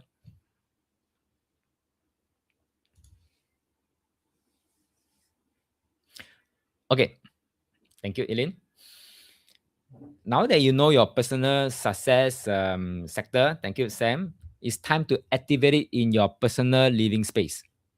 Now, this could be in your bedroom, this could be in your study, this could be in your office, any area where you spend significant time. So for this illustration, let's zoom in on the bedroom. Okay, so the bedroom is a place of rest, rejuvenation, and personal reflection, making an ideal space to harness the energy of your personal success sector. But once I show you how to do it for the bedroom, you can copy and paste the same steps to any other room that you spend a lot of time in. For example, your study room. Okay. So let's assume your personal energy number is 1, which means your personal success sector is at the southeast. So to activate this sector in your room, follow these steps. Number 1, locate the center point of your bedroom, right? And then you go to the center point. This is crucial as this will help you orient yourself properly when using the compass. Yeah. Then you bring on the compass. No need to be a luopan. A normal scout compass will do. You go to the center point of the room, bring out your compass. Okay. Let the compass settle down, and then you go and locate your southeast. I'm referring to number 1. Okay. So southeast is a 45-degree area from the center. So if you look at these slides here, this is just an illustration. So for this case, the southeast happen to be here where it is circled in red. So it's a 45 degree. So for the person number 1 in this bedroom, so this shaded area is his or her personal success sector. So it is also known as the success portal. So what do we do once we have located the success sector? Now, what I want you to do is take a moment to reflect on what this space is telling you about your success. Because this is the portal to your success. So look at this portal and ask yourself, what is this space trying to tell me about my success? I've seen cases when I went around doing feng shui audit for people. I've seen when I do the calculation for them, I determine their success sector, and the success sector looks something like this, the one in the slides here. Okay, example. Now, I'm asking you, look at that success sector and reflect what this space is trying to tell me. If you can see this kind of arrangement, what do you think this success sector is trying to tell you? Look at the slides and type in the chat. How do you feel about the success sector and what do you think is the success sector trying to tell you? Type in the chat. Here are a few questions you need to consider when assessing your success sector. What is currently in the success sector? Number 1. And number 2, is that space expressing the success you desire? right? So that's what I need you to do. I need you to take a moment to look at your success sector. If you see items that inspire, that motivates you, that align you with your vision, and that's fantastic. However, if there's clutter or items that don't serve your vision, it's time for a change. Look at these slides here. I've shown you an example whereby the success sector look like this. It's a mess. No wonder that homeowner is looking for help with his career. Okay, he's having challenges with his career. And when we look at his career success sector, it looks like this, terrible. Okay, so clutter is the number one reason why people are having challenges with success. Clutter. I repeat, clutter. Okay, so if there's clutter, it's essential to release that clutter energy.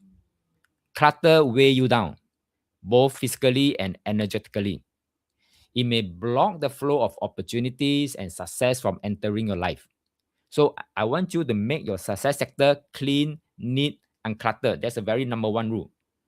Clean, neat, and cluttered.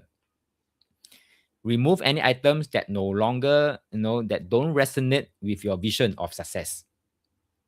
So if I've seen someone putting up a poster, not a poster of a skull, a skull, and with a red ink called death. I'm wondering why would anyone want to put up a poster like this, but he's a young chap lah, just come out from army, and like all these funny kind of posters directly at his success sector. No wonder he's facing a lot of challenge. Okay, so remove any items that is not resonating with your vision of success. Consider adding items that uplift and inspire you, reinforcing your commitment to your goals. So, by creating a clean and organized success sector, you are not just making space, you are actively inviting success into your life. Now, let's take a look at some examples. These are real examples that I've seen people displaying or putting it at their own success sector. And you tell me whether it is empowering or not empowering. Okay. Number one, imagine someone has a picture of a cliffhanger displayed in their success sector. Now, questions, is this an image of success? What do you think? Type in the chat. Is this an image of success? No. Thank you, Jay. No. You are struggling. You are surviving. Okay, so this is definitely not a good image of to depict a success. Okay, so does this image represent the energy and outcome I desire in my life? This is a question you need to ask yourself when you're looking at your success sector. So a cliffhanger might invoke feelings of tension, uncertainties, or even fear and challenges. While it can represent excitement, it may not align with a vision of stability or achievement. Lynn is asking, mine is where my power socket is placed. Okay, power socket is fine. It's just telling us pretty neutral things. Okay, pretty neutral things about your success. So what around there, in the 45-degree do you have? Look at that. Beside the power socket, what other things are there in the 45-degree sector? And read that space. Okay, so if you know your space now, you can do a quick run through of that space. And then if you want to share what is there at your success sector, share. I can also share with you my inputs with what you share. Yes, in every room. In the rooms, in the space that you spend most time in. No need to check toilet, no need to check storeroom, no need. Okay. Is that okay? So do this check for your success sector. So basically, it's asking yourself, is the energy in this success sector expressing what I truly want? Do the images and objects I've displayed there reflect a positive and empowering narrative about my success? Okay. So if your personal success sector is filled with images that don't resonate with your goals, it's time to consider what changes you can make. Choose visuals, choose items that embody confidence, accomplishment, positivities, things that inspire you, that's aligned with your visions or goal, and that affirms your success. So Jay say, my desk is in my study room in my success sector. Oh, very good. Very good. Okay, so you're sitting right in your success sector. Very good. Okay, then in that case, Jay, follow me to the end to the bonus module where I'll share with you how you can make it even better. All right. Okay, Lin say it's my bedside table. Okay, bedside table. Then what do you have on the bedside table? What do you display? You know, something like that. Okay, let's consider another example. And this is real case examples. Huh? Okay, Sam say wardrobe at her what do you call that success sector. Then wardrobe is sending out a very neutral kind of message about your success, Sam. So if you want, you may want to consider displaying some kind of posters on the wardrobe door if you want. Okay, otherwise, it's remaining as neutral. Eileen say mine is chest of drawer. Okay, chest of drawer. Then again, what is on top of the chest of drawer? Whatever display on top of the chest of drawer, what is it trying to tell you about your success?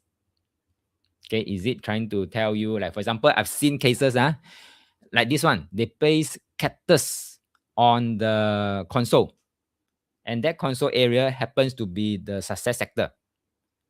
Whoa, that's bad. Okay, that's bad. A lot of thorny issues to face along the way to achieve his visions. So Eileen said radio with clock. All right, so it's like if you have radio with clock, what kind of symbolism is that? Is that you're always perhaps racing against time, in doing things. That means under pressure, time pressure. All right, so remember this, so cactus, no, don't display cactus. So your success sector acts as a portal, sending signals to the universe 24/7. If you understand this part here, then you understand the importance of displaying the right thing, because this portal is going to send signal to the universe 24/7. And that means everything you have in this space is constantly communicating your intention and desire for success. If you keep displaying cactus, you're telling universe, please send me more thorns. Okay? If there's anything in this sector that doesn't represent your vision or success, it's time to remove it. So basically, let me recap. Ask yourself, does this item inspire me or uplift my energy? Is it aligned with my goals and aspiration? If the answer is no, then remove it. Clutters or items that don't resonate with your vision can dilute the energy of your success sector and then send mixed signal to the universe. So in short, put only items and energy that connects with your success. So if you can sit in that sector, even best, even better. If you can't sit in that sector, at least sit somewhere facing that success sector is also good. If you can't do anything else, then at least go to the success sector, display something that describe your success that you want. Clear? So what can you put there, for example? You can put there books about success, titles that inspire and motivates you, pictures of success, not the cliffhanger, definitely. Quotes. I love quotes, motivational quotes about success, inspirational quotes about success. I love quotes, okay, because quotes works wonders, yeah. Okay, so you need to create a success-focused atmosphere for your success sector. Clear?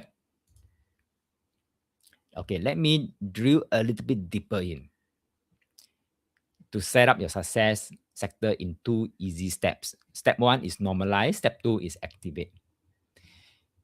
Right? So step 1, normalize. What do I mean by normalize? I mean clear the static. So, when I say normalize, basically means resetting the space energy. So basically like decluttering, removing blockers. I will share with you what I mean by blockers. Cactus, all these are called blockers. cliffhanger photo poster is definitely a blocker. Okay, so clear the blockers and then mentally preparing yourself to receive success. So once you're done with normalizing the space, then go to step 2, you activate it. Actively activate the space. Okay, how do you activate? You activate by placing intentional objects in that area. Like for example, that's I mentioned, I've give suggestion about books about success, quotes about success, things like that. Intentional objects in the area, items that represent your goals, trigger positive emotions, and create energetic alignment with what you want to achieve. So here in this list here, this is table here, whereby on the left side is your personal energy number, and then followed by your corresponding success sector, and followed by 2 more columns. The third column is called the blockers. So if you see, for example, if you're number 1, your success sector is Southeast, then look at the Southeast, make sure that these items are not there. If any of these items are there, remove it, because they will bring down your success sector. Instead, if you have items like all these inside this listed here under the 4th column, then it is okay to be there. It's okay.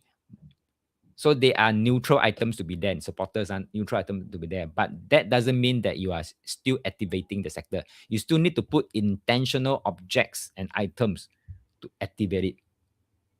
Like Book of Success, like quotes, like images that describe success, intentional objects. You clear? So like for example, I think for example, Jay and Eileen is 7, right? So your success sector is in the Northwest. So make sure you don't have these items. But for Jay, because you say your study is at Northwest, so most likely you may have a laptop, most likely, or a PC desktop, or perhaps a lamp. Either of these items, correct me if I'm wrong. Okay, laptop, laptop. So, okay, since this is your workplace, then laptop, desktop have to be there, no choice. Okay, but keep your desktop neat. Don't be messy. Messy means clutter already. All right. Okay, then who else? Lin is number 6, right? West, right? Then avoid all these area, all these items here. Avoid. Can? So this is called normalizing. And after that, you have to put on step 2 is to activate it. Now, activate, what do? We must understand energy, how it works. Energy flows where intention goes. Okay, so here are some powerful activators here. Let's say for number 1, at the Southeast success sector, right? You can put vision statement. Just now, exercise, module 1, we have gone through that exercise to pin down your vision statement, your one rehashed powerful statement. You can print it out, display there. Or you can create your own affirmation statement about what you truly want, and then print it out, place it there.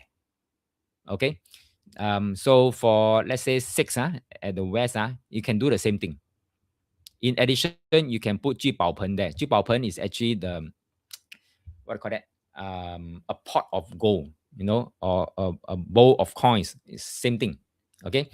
For number 7 at the Northwest, you can also put vision statement, affirmation statement, and also the pot of gold there to symbolize, to describe, the success that you want.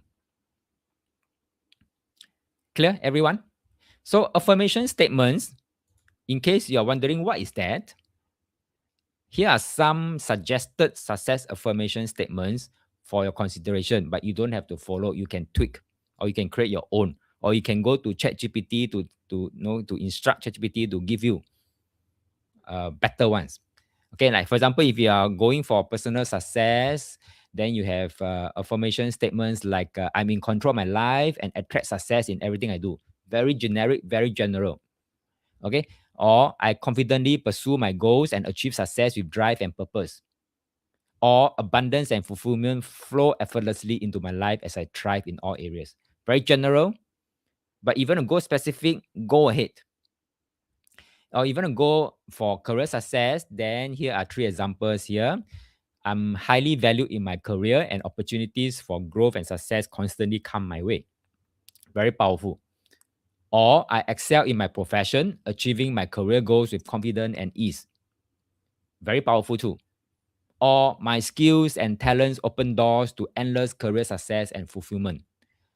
So these are some suggestions for you. Let's say you don't like pictures, you don't like items, you can consider statements like this. That means a quote poster. Print it out and then display that. It can be on the desktop, it can be on the wall. Up to you. As long as it look nice overall.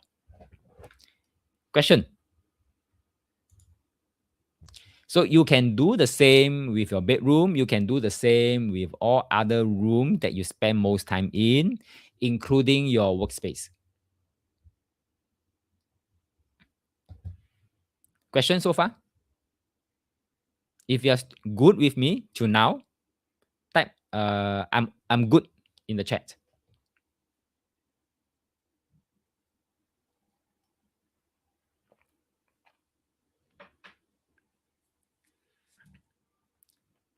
Eileen say for workspace is my working desk.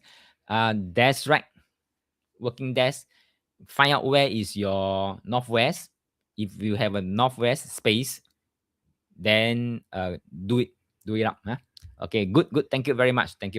Okay, let me share with you case studies, examples, real life examples. Jay say this applicable small Tai Chi and big Tai Chi both. Very hard to achieve big Tai Chi. Very hard to achieve, but if you can do both, do both. If you can't do, then at least go for the small Tai Chi. Is that okay? Okay, good. All right, so here's a real case example. This is a guy, a male, born 21st Feb 1981. You know, you can calculate his personal energy number, but I can tell you straight away it is number one. Number one. Okay, and his success sector, you know, is Southeast. When we met many years ago, first met, he was struggling with his career. He hardly met ends meet. So when we met that very first time, he said to me, please help me. All right, this is his exact word now, please help me. Okay. So he at that time he was contemplating if he should take over his mother-in-law's hawker store. Okay, so his mother-in-law was running a hawker store, F&B lah, and it's getting old and want to pass on to someone. Okay, so the mother-in-law was thinking to pass on to the son-in-law. Okay, so this guy, this male, came to me and asked me if he should take over. Okay, because F&B is something that he said in his own word is not his forte and not his interest totally. Okay, so when I check his information, he is the number one, which is fortune creator. So at first glance, hawker doesn't seem to be aligned, right? Okay, so but from another angle, remember earlier on before module 1, I've said that there are many systems out there that can actually look at your energetic code. And this system that I'm sharing today is just one of the many systems that's able to look at it. So I used another system back then to look at his energetic code. And the energetic code, based on that system, FMB is a good fit. Okay, is a good fit. So I told him that not his forte, never mind. Not his interest, never mind. Okay, but do you want to be good at it? So he thought about it, and he after a few minutes discussing with his wife, and then he came back to me, said that yes, although it's not my forte now, although it's not my interest now, I want to be good at it. alone is his intention. Okay, because I say that if you want to take over totally. Okay, take over the store totally. That means you become the boss. This is as good as becoming the fortune creator, right? He creates his own fortune, right? So I do a little bit tweak to his energy. Okay, so he went all out. All right. So he decided to go all out to be very good at what he's about to do. Okay, back then, he was also getting his BTO. BTO means his new flat. And he also got me to do his feng shui space planning. So I advised him to do up his southeast, which is his success sector. And he displayed this Chinese character there. 风生水起. 风生水起 loosely translated means flourish, or flourish and thrive. Guess what happened today? With his determination and hard work, today, his food, his store, his food is recognized by Michelin. And a few weeks ago, last check, some big shots approached them for food court collaboration. So they're actually growing. Okay, they're growing very fast and very good. Lin say, can we use this for our personal sector too? Yes, you can. Okay, you can. So this is one example, live examples.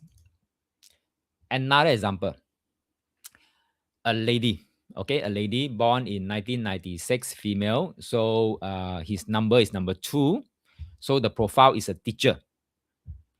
And for number 2, the personal success sector is at the northeast. So at first, she also struggled with her career stability.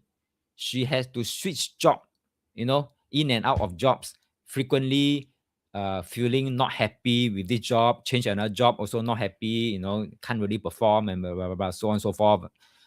Okay. Until finally, I think one day, she somehow wanted to make over her bedroom, and she shifted her desk to where, this light is now. Okay. And just nice, for whatever reason, after this shift, her work desk happened to be seated now at her success sector, northeast. Okay, so suddenly get aligned. Okay, get aligned. Yeah. So what happened after she shifted that desk already? She found another job as a teacher in a special needs school. And then she found her true calling. She worked there, she loved the job, and she get very good at the job. And every children loves her, every fellow teachers loves her, and even her boss loves her. Okay, so she found her true calling as a teacher for special needs children. Her boss recognized her potential, giving her a lot of authority and responsibility. Right? To me, I call it overwork. Okay. Students also adopt her and then give her a lot of testimonial. You see, and then she pasted her testimonial on the wall here. Okay. So she placed all the right thing but I told her a bit messy a bit messy That call for the overwork If you don't want to be too overworked then declutter the area. Okay.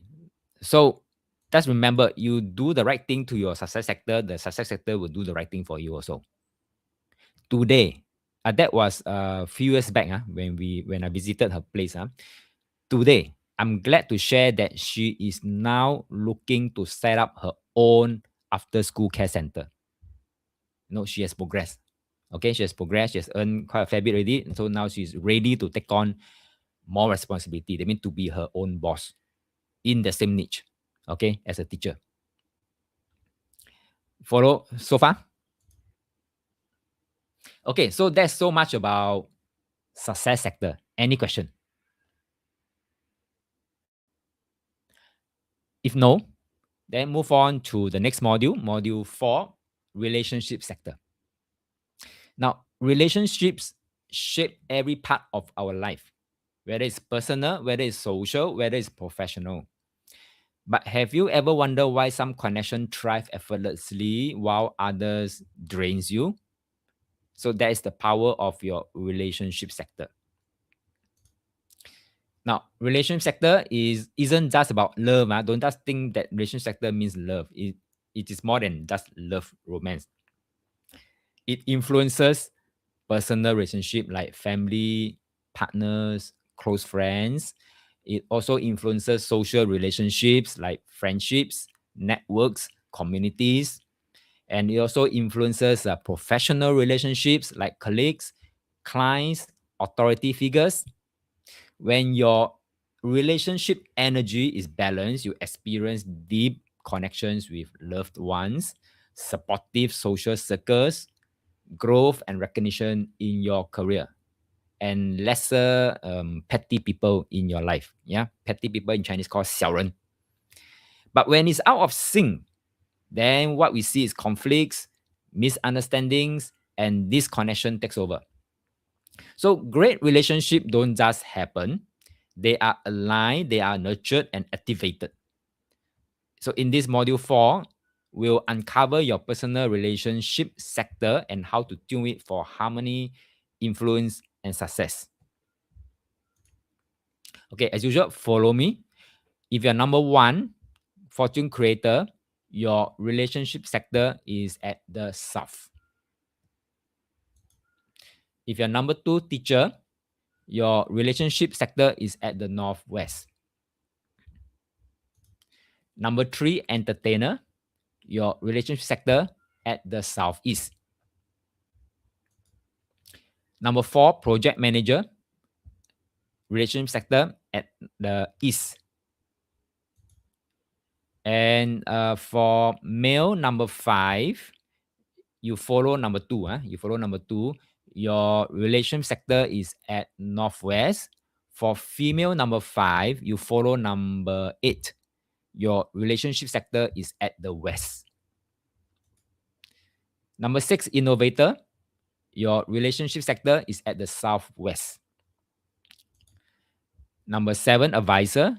Relationship sector at the northeast. Number 8, team player. Relationship sector at the west. And number 9, healer. Relationship sector at the north.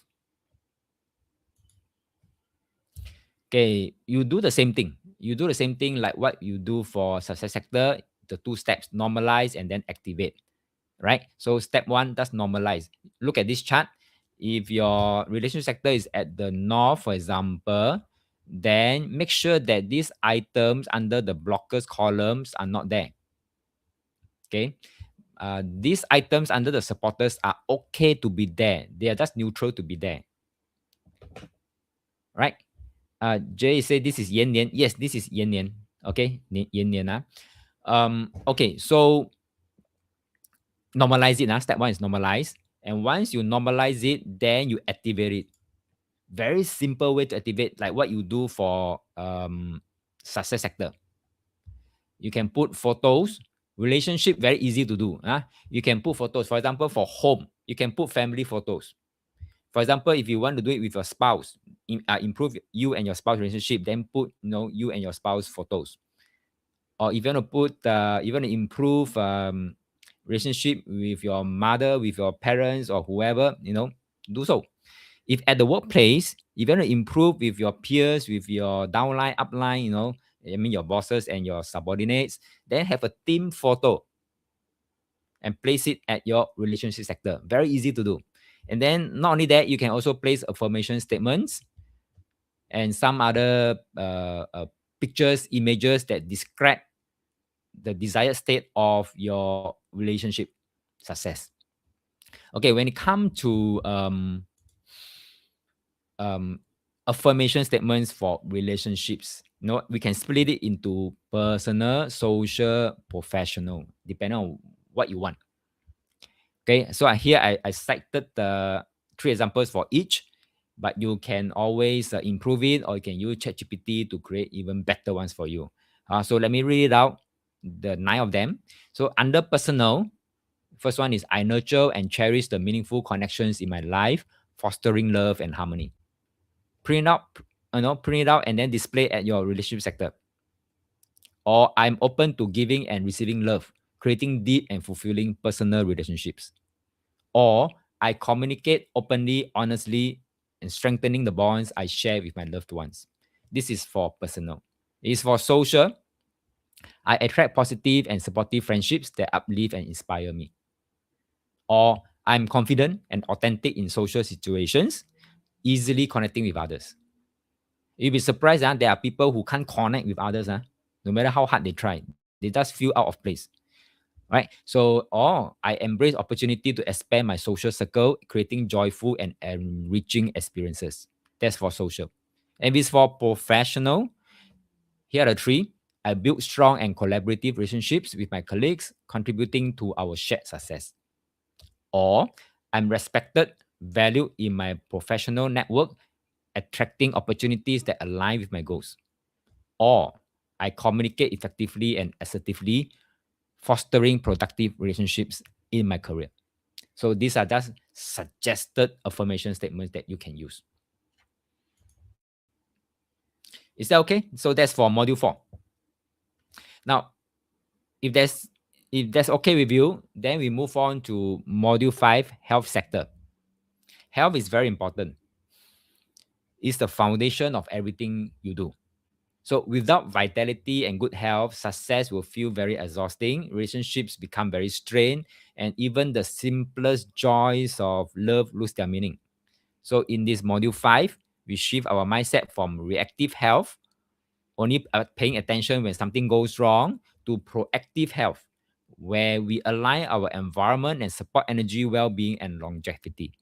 So your personal health sector is more than just a space in your home. It's an energy hub, just like your success sector, that influence how you feel every day. Okay, so follow me. Number 1, fortune creator, your health sector is at east. Number 2, teacher, health sector is at the west. Number 3, entertainer, health sector at the north. 4, project manager, your health sector is at the south. Male 5, follow number 2, health sector at west. Female 5, follow number 8, health sector at northwest. For 6, innovator, health sector at the northeast. 7, advisor, health sector at the southwest. 8, team player, health sector at the northwest. And 9, healer, health sector at southeast. Same 2-step, normalize, activate. That's it. Okay, so here's the list. You find it's the same list. If it's at north, then make sure that these items are not there. So what is more critical is actually clutter and medication. These two. For health, these two very critical. If you see clutter, remove. If you see medication, remove. Okay. Although you can have people telling you or your clients telling you, oh, if I keep somewhere, I will forget to take my medication. This is just excuses. All right. Because why? If you display medication, it will keep recurring. You can't get well. And Jay say, my bedside table with medication is in the southwest, my health sector. Yeah, then if I may ask, you may have recurring issues. That means when you fall sick, right, it's pretty hard to recover. Or once you recover, you find that it come back again, recurring. So my suggestion to you, Jay, medication, you put inside the drawer. Okay, put inside the drawer. And if you really feel that you might forget to take the medication, okay, you get those opaque container and put inside the opaque container. That means cannot see through. And then you put on the bedside tabletop. Just make sure that it's not visible. Understand that you have health issue, but you recuperate fast. So we don't want the issues to come back. Okay, we don't want medication to be visible. Can inside drawer, fine. Inside the opaque, cannot see through container, also fine. As long as it's not visible. Okay, now next. Real examples. Okay, real examples. This is the same lady. Just now we talk about the lady that went to work at a special needs school and then found her true calling and things like that. Okay, so this is still her room. Remember, she is number 2 teacher, and her health is at the east. Now, this is the east. This is how it looks like. Okay, this is how it looks like. So when you have studied, when you followed me for the 易经气风水 program, looking at this picture, you know that this lady will encounter very frequent mishaps. Okay, because this is an example of a very classic example of getting into mishaps from time to time. Now, what do I mean by mishaps? Mishaps means for nothing you get into something. Okay, and for this lady, is she very frequently will trip and fall, sprain her ankle, get cut somewhere in the thigh, and then have to, laid off and then to recover, things like that very frequently, despite reminders. Right? So when I was at her place, at her room, when I asked her, you get into mishap very, very often, like trip and fall here and there. Some can be serious, some can be very minor. And she was looking at me and say, how can you tell? Okay, I say your bears are telling me what exactly happened to you. Okay, so because this is happen to be the health sector, so it affects her health as well. Of course, I advise her to remove and then make good Okay, and then now I think she's better lesser prone to mishaps Okay, so this isn't just a coincidence why? Because of, if you have learned 易经气风水, you know that this is a very classic formation of a hexagram energy. Okay, hexagram energy is called the hexagram is called 无妄无妄之灾的无妄mishaps. English name English name is called okay, there's no standard English name for hexagram names okay, but based on my translation of this 无妄 is called without embroiling. Okay, without embroiling. I think this is hexagram 25. Hexagram 25. Without wrongdoing, without embroiling, something like that. Okay, something similar, but it's hexagram 25.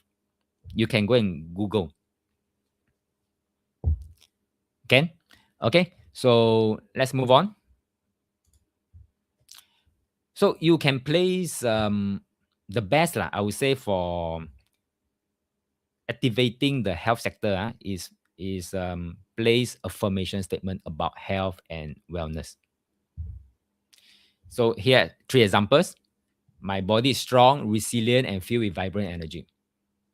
Or every day I make choices that nourish and heal my body, mind, and soul. Or I'm in perfect harmony with my health and my body naturally restores its balance.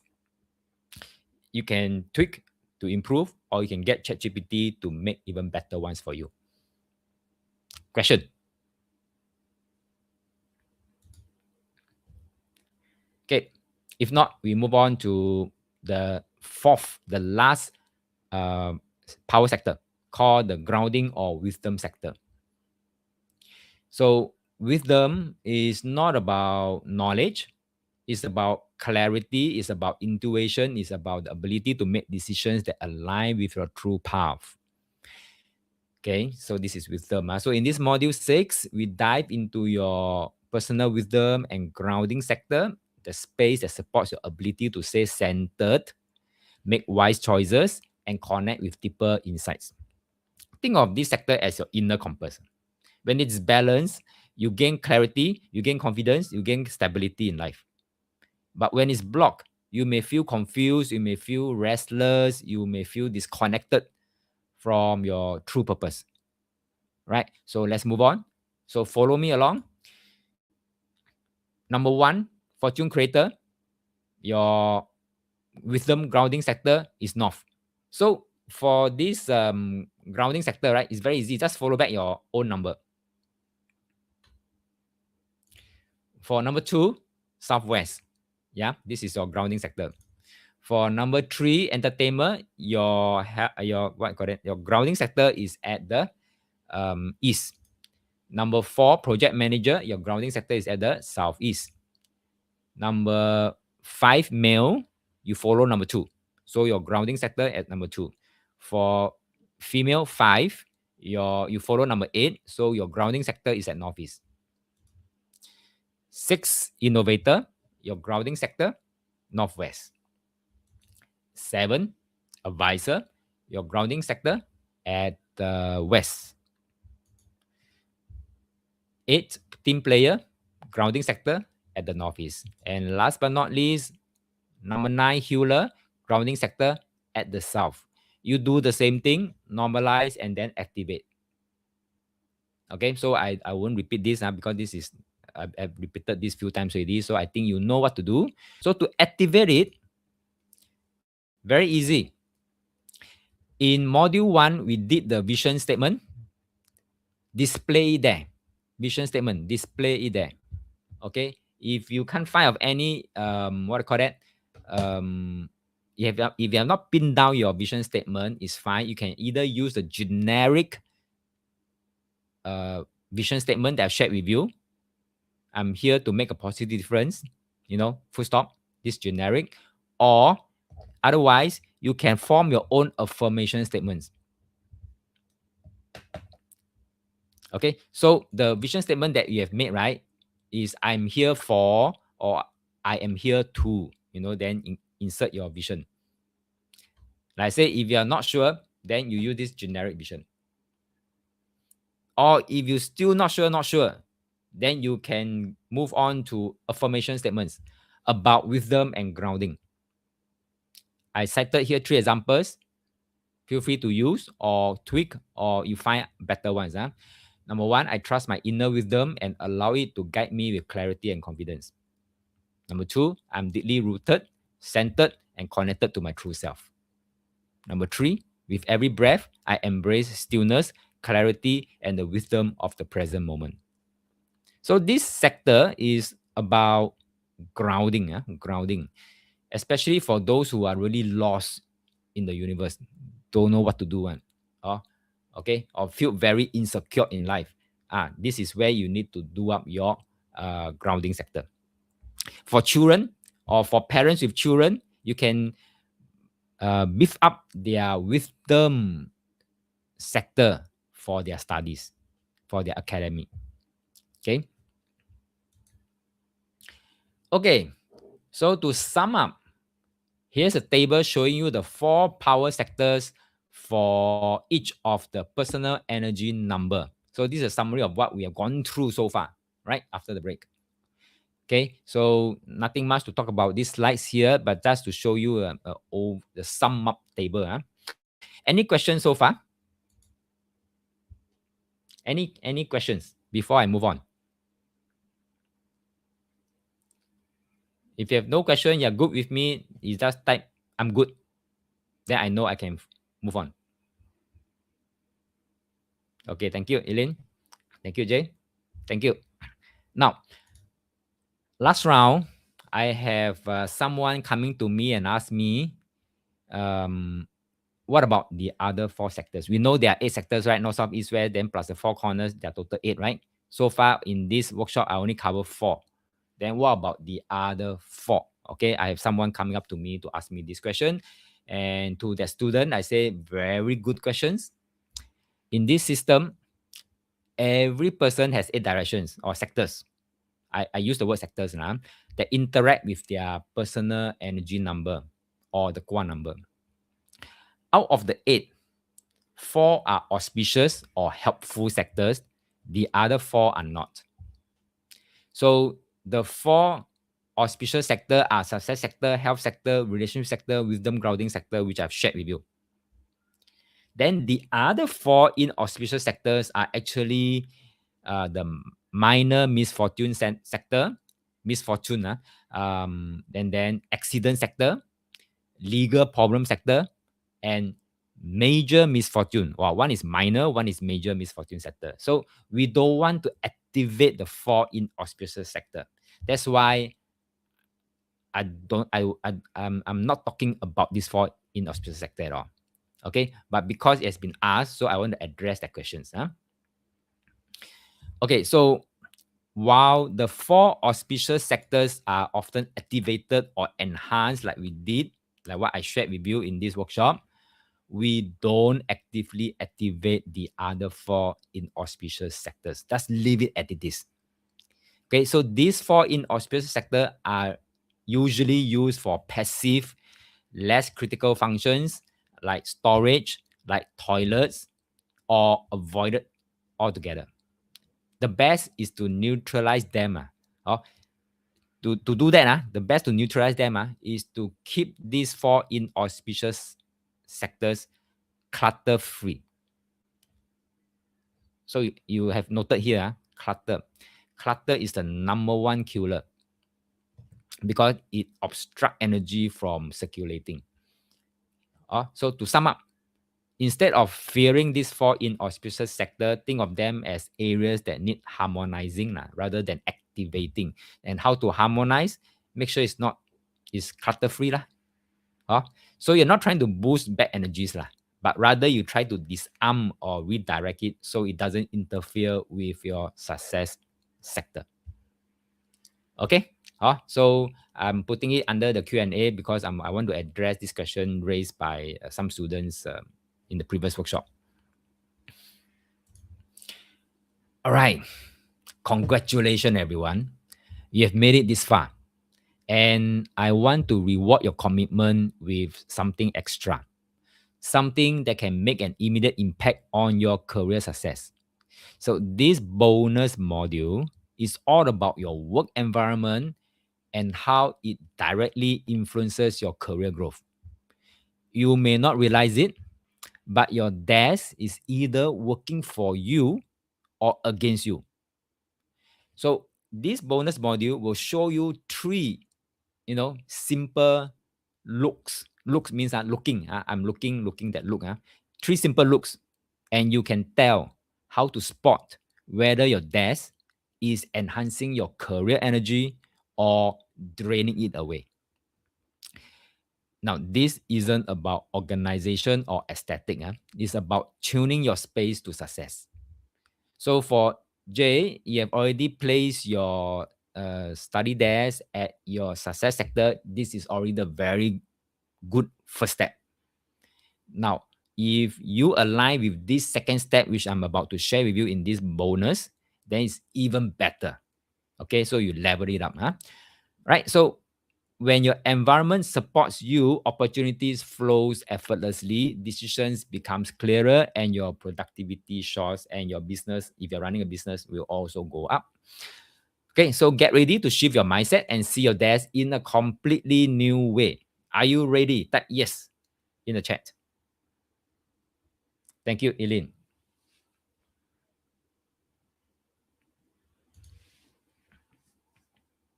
Okay. Not many people get this right. In fact, most overlook it completely. But here's what I've noticed. The ones who do get this right tend to excel in their careers. They rise faster, they make better decisions, they attract the right opportunities effortlessly, and it's not luck, it is alignment. See, I mentioned the word alignment again. Alignment. Most people think a successful work desk needs to be visually appealing or perfectly designed. But let me tell you a secret. It is not about aesthetics. It's about alignment. Your desk is more than just a workspace. It's an energy hub, a direct connection to the universal power source. So today I will show you how to take just 3 quick looks and instantly tell if your desk is setting you up for career growth or holding you back.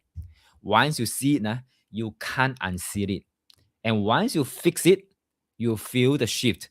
So let's get started. Take a look at the workspace of Bill Gates. Take a good look. Ignore my face now. Okay. So take a good look at this table, his work desk, and then I'll show you another work desk. This is Warren Buffett work desk, and then I'll show you another one, the last one. This is Steve Jobs work desk. Now, tell me the similarity of these three successful people work desk. Tell me, type in the chat. What do you see? What the similarity that you see?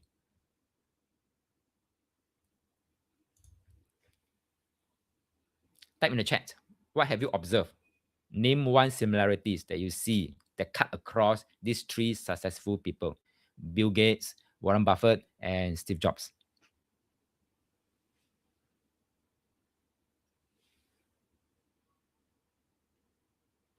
Eileen said theirs is at the left side. Very good. Any more?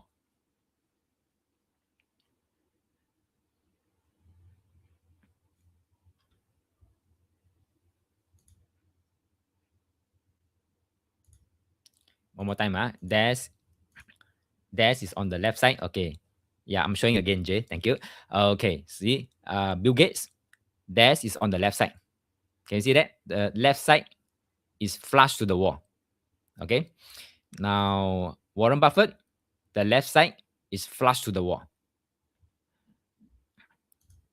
Steve Jobs, the desk is flush to the wall. Okay. So, yeah, window is a window. Door is a window, but it's still a wall. That means you cannot move in and out of your work desk through the left side.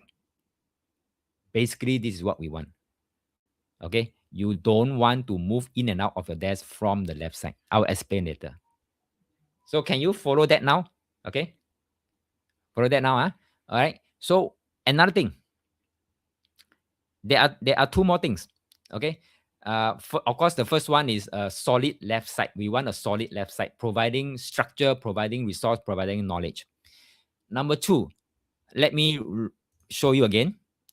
You find that what do you call it? Bill Gates first, Bill Gates behind, although it's a window, but at least it is a space where nobody is allowed to walk behind him.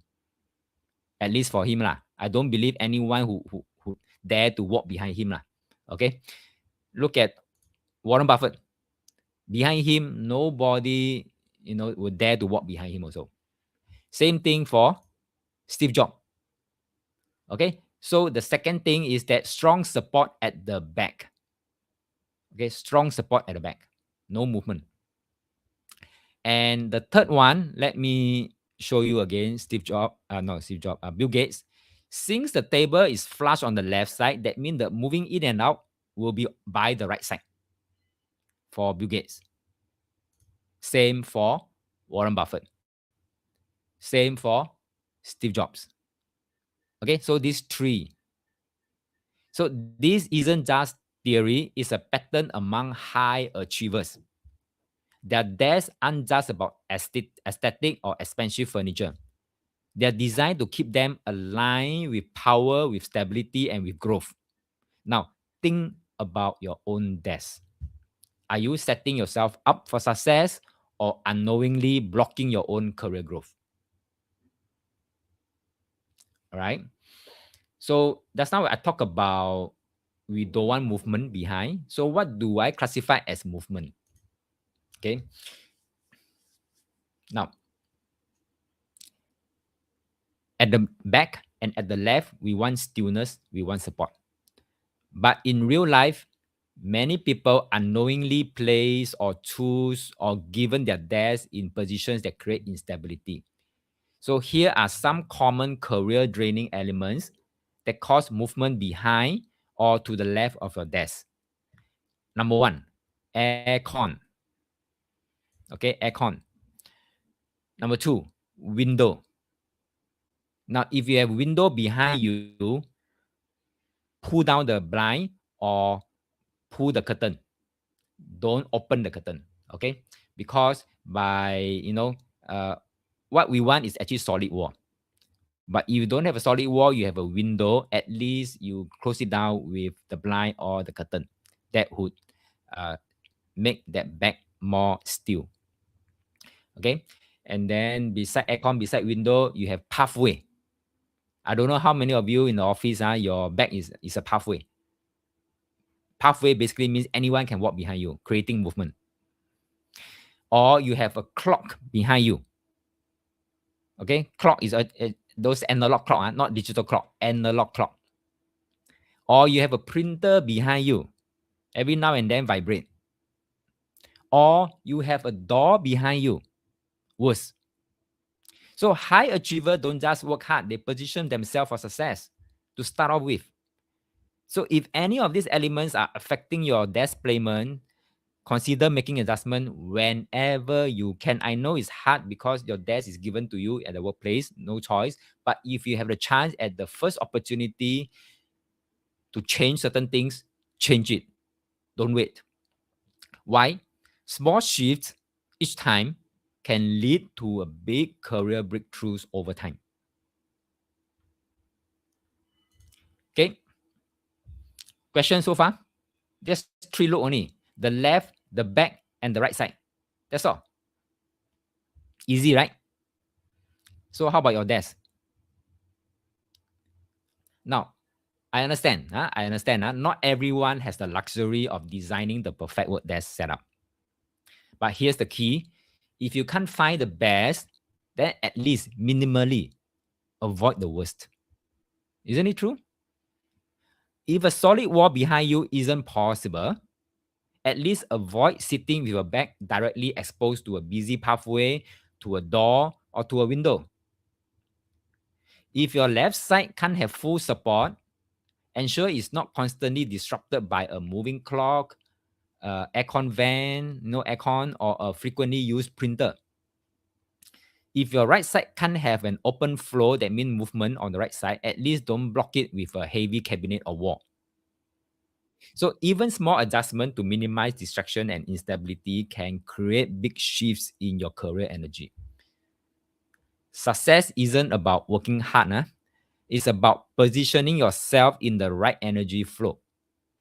Now, Lynn is asking, flexi desk in office, home desk has no backing or has no backing and aligned to the right wall. Okay.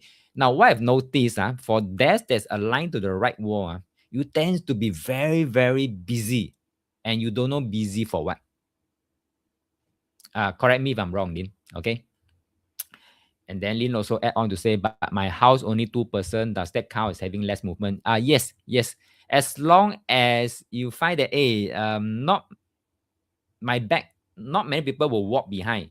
It's still fine. It's still fine. Okay.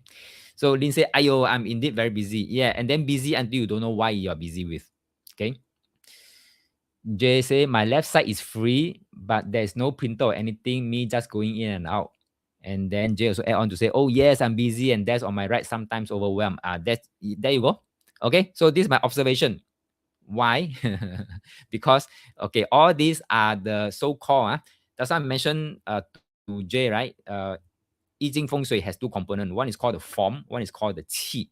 Now, what I'm sharing with you here in this bonus module, and what I'm sharing with you here about if table is on the right side, you tend to be busy and don't know busy for what. All these are based on the form Feng Shui analysis.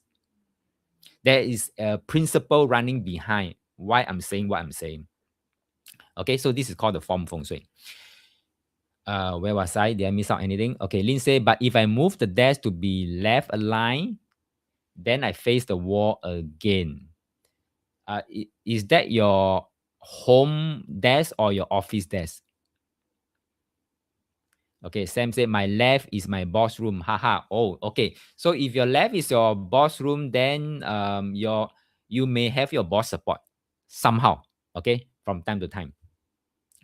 Lin said, so which to prioritize? Home desk, office is flexi desking.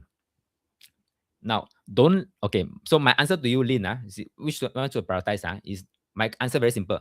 Don't let things that you can't do stop you from doing things that you can. I repeat, don't let things that you can't do stop you from doing things that you can. So if you can shift your home desk, shift your home desk. All right. So if your office is flexi desking, even better. Isn't it? Isn't it even better? That means you are not stuck to that one particular seat that you are given or assigned to.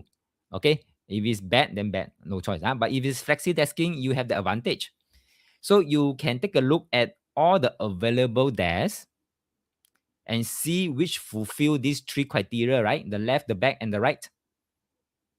And then make an effort to go to office earlier than everyone else. And then you chop that place. Is that okay, Lin? Okay, so Lin say I'm referring to moving my home desk. Okay, home desk. So if you are facing a wall, then you place an open field picture in front on the wall in front of you to virtually open up the space. Is that okay, Lin?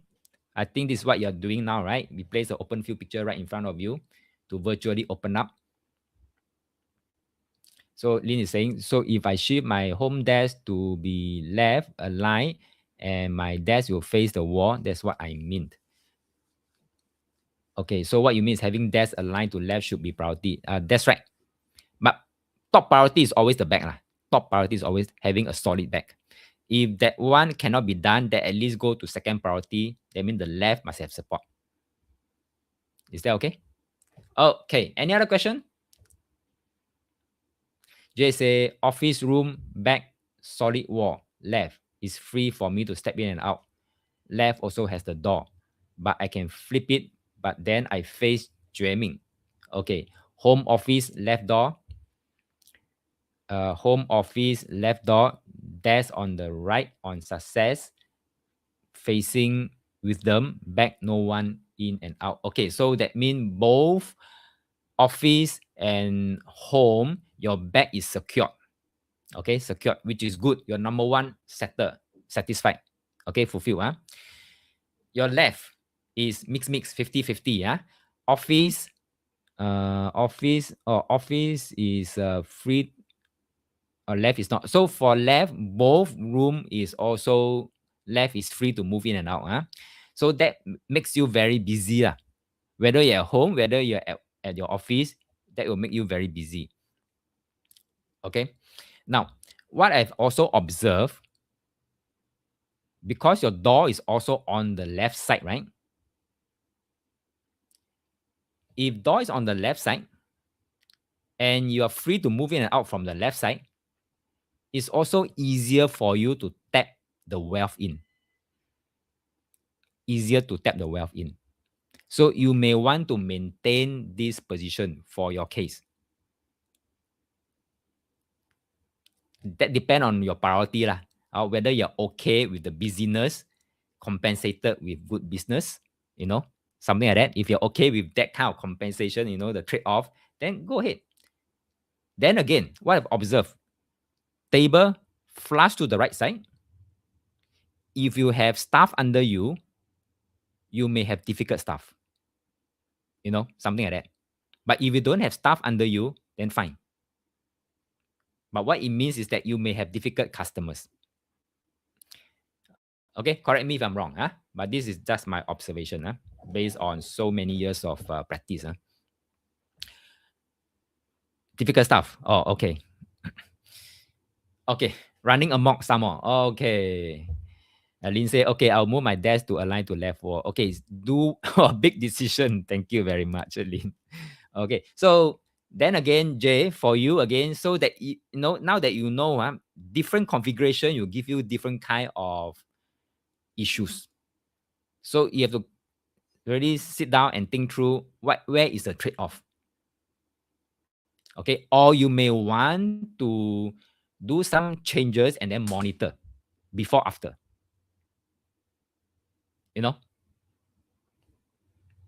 That's my suggestions lah. So you think about it. Where was I? Okay, so like I say, success isn't about working hard.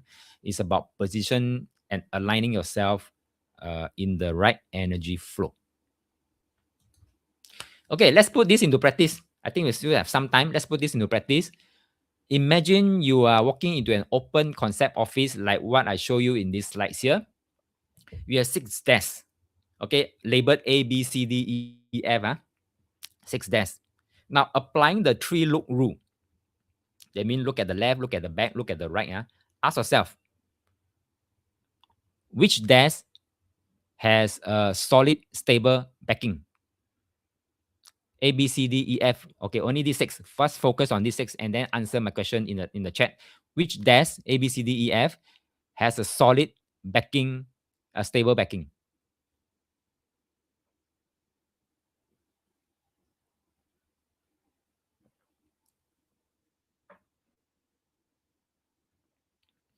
J say all have pathway. Okay, which is worse? I recognize all have pathways. Which is worse? D, E, F. Thank you, J. D, E, F. Thank you, Eileen. So at least you know. If you have no choice, because all the available seats all have pathway behind, then don't choose the worst. Okay? So, this is how, when you do flexi desking, right? You go in early, right? This is like your office, okay. Okay, this that random pictures, J say then opt for C. Okay, very good. You didn't say I'm always sitting at B. Okay, B, you feel very stressed. All right, if you sit at B, you feel very stressed. All right, so very good. So, okay, next question. Left. Which desk has minimal movement or disruption on the left?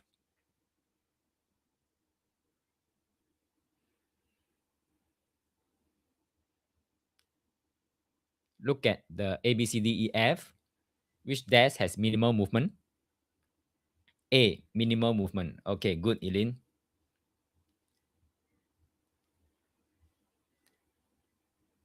AB. Okay, J say AB. Okay, very good. Very good, very good. Okay.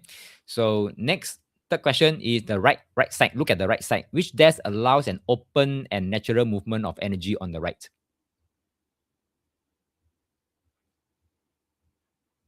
A.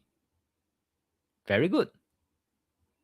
Okay, so now if you use this three look rule, you take a moment and you're supposed to go in there early to pick the best seat among the worst. Now you know which desk to pick already, right? Okay, good. Thank you for the yes. Easy or not? Easy. Do you need to bring in the compass? Do you need to bring in the 罗盘? No need. And nobody know what what you're using, what tools you're using to assess, which table good, which table no good. All right. So this is the power of 易经 from feng shui. Okay, easy. Thank you. Great. Now let's move on. Not all office are like that. Some are like that. Okay, some are like this on the slides. A cubicle. So look at this 2x2 executive cubicle setup. 4 desks arranged in the square. Apply the three look rule and tell me.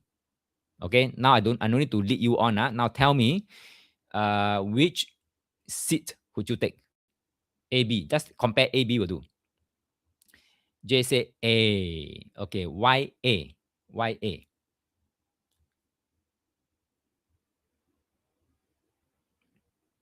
Why A? How would you sit inside and where would you face?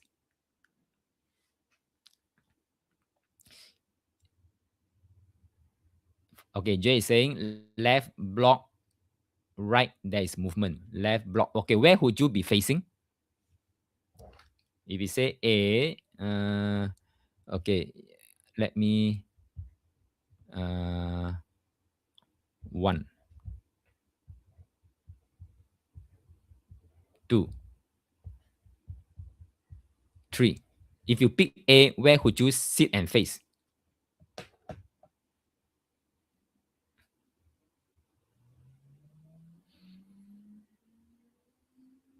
Okay, J say 3, right? If you sit facing 3, that means face here.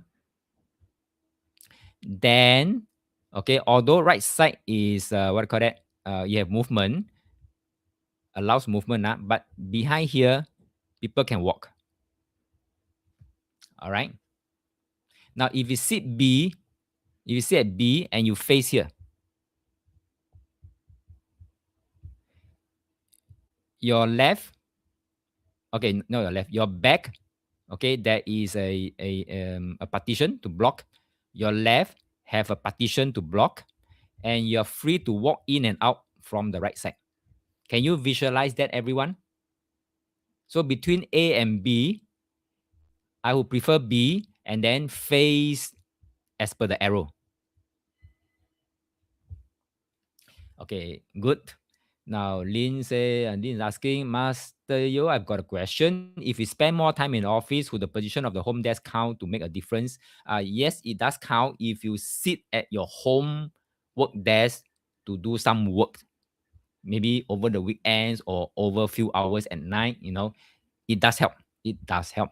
But of course, if you spend the most time in the office one will have more influence.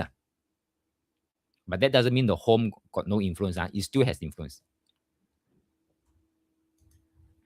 Okay, how about this? I'm showing you different configurations so that if you don't have the configuration of the earlier two version, then if yours is the third version, then at least you know what to do. All right. Okay, so here next masters now. Okay, so which one would you choose? A, B, C, D. Oh, Jay, thank you very much for your suggestion. Lin, okay, so Jay suggesting use home desk every day 1 hour. Very good. So make sure that you are absorbing the good energy of your home desk. All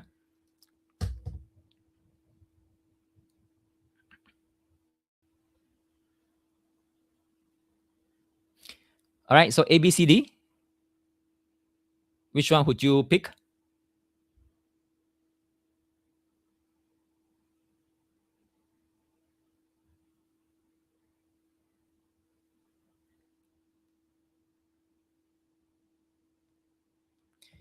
B. Jay say B. Eileen say B. Wow, very good. Spot on. Spot on. B is the best. Okay, B is the best. But I'm not saying it's very, very good. But among these four, B is the best. Okay, which one is the worst?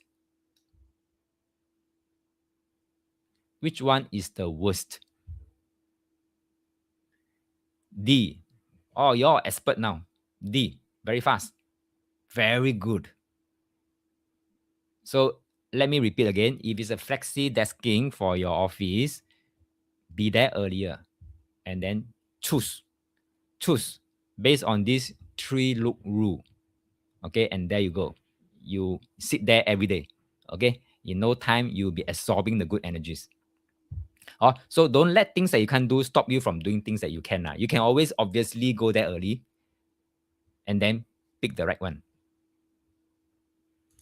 Okay. Now, what if you have an office by yourself?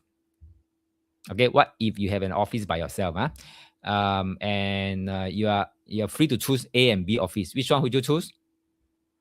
A or B? You didn't say A. J say A. Okay, obvious. Very good. All of you pass with flying colors. Easy. Good. I think I've covered almost all the variations of work desk. I think so. Okay. Jay say my present office is like B. Busy, busy. B is busy, busy. Okay, and busy for nothing. And you have staff, then the staff can become very difficult staff as well. Okay, if there's no staff, then you may have difficult customers, something like that. Something like that. Okay, so I hope this bonus module has given you the added wings to scale new heights in your career. When you set up your work desk correctly, you are no longer struggling against invisible forces that drain your energy. Instead, you are aligning yourself with success, effortlessly riding the upward escalator while others are still taking the stairs. Now that you know the secret, the question is, will you choose to struggle or will you choose to flow and align? The choice is yours. Take action, make the shift, and watch how your career transforms. Flow and align. Thank you very much. I love that, Jay. Okay, so as we wrap up this bonus module, I want to invite you to take the next step in your journey towards success. That's like we assess your work desk using the three look rule. You can apply the same principles to assess any space feng shui without needing a law pan. Imagine having the ability to evaluate your home, your office, your environment with just few simple observations. That's exactly what you learn in the I Ching Feng Feng Shui external course. So external course basically means we're going to study the external part. But of course, there's another course called the internal course, okay, which is looking at the internal layout of the house. So this course equips you with the knowledge and tools to understand the energy of spaces intuitively and effectively, helping you make informed decisions that enhance your environment and ultimately your life. So don't miss out on this opportunity to empower yourself with a skill that can transform your living and working spaces, just as we have done here today. All right, so join this I Ching Feng Feng Shui external course, and we can continue this journey of growth together. Another exciting news to share with you today. After years of requests, seriously, this after years of requests from our students, and alumni, I'm thrilled to announce our brand new program, the 悬空大卦 Date Selection Program, that's happening on May 23rd, 24th this year. Okay, so this is a unique opportunity to deepen your understanding of date selection using the powerful principles of 悬空大卦. Right, so there's exclusive offer here and it's valid until 11, that means tomorrow night, midnight. Okay. Oh, no link. Did I share a link? Yeah, no link. Okay, never mind. You later on when you fill in the feedback form, after you fill in the feedback form, you'll be directed to the flash sales corner. It's in there. Okay, it's in there. Okay, I'm excited to share a special reward for your commitment and participation in this workshop. You'll receive the ultimate guide to creating your career success magic vision board in PDF format. So this guide is packed with valuable insights and tools to help you manifest your goals effectively. To claim your reward, all you need to do is complete two simple assignments. First assignment, you head over to the Heartbeat portal and then you navigate to the thread. The thread, I mean on the left side, left section here, you go to the thread and then look for career success magic. Then you create a post and you just put there, what have you learned today that you can start using in your life? Okay, just type there. What have you learned today that you can start using in your life? And then you post. That's assignment number one. Assignment number two is complete the feedback form and share your testimonial about this workshop. So your feedback is invaluable to us because it helps us to improve, and continue to improve and to support our community. So once you have completed these two assignments, we'll send you the PDF over the coming weekdays. Okay. Jay is asking where to see the thread. When you go into the Heartbeat, you look at the left side. Okay, left side there's this I think it's the first few. Okay, thread. And then you look under career success magic. You should see there. Okay, let me post the. Give me a minute. Let me to help you out further.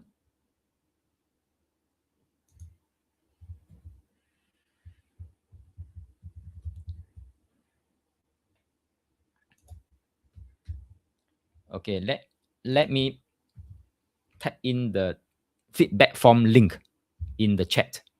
So later on, before you close your devices, click on this link, give your feedback and the testimonial. Okay, as we wrap up this workshop, I want to thank each of you for your active participation and commitment to your personal and career growth. So I'll be sending the recorded video for processing and they will be uploaded to the training portal once they are ready. So I'll keep you posted on when they are available so you can revisit the material anytime you need a refresher. Additionally, when I run this workshop again next year, I will invite you back for a free refresher. So I encourage you to come back and deepen your understanding even further. So before I end today's session, any last question? If you have no further question, just stop say I am good. Okay, thank you, Eileen. Thank you. Jay, thanks. Okay, sign up for HFT. Okay, thank you. You didn't say I'm good. Didn't say I'm good. Okay, good. Very good. So thank you once again for being here today. I hope you found this workshop valuable and inspiring. So enjoy your weekend, and I look forward to seeing you in the future. Bye bye.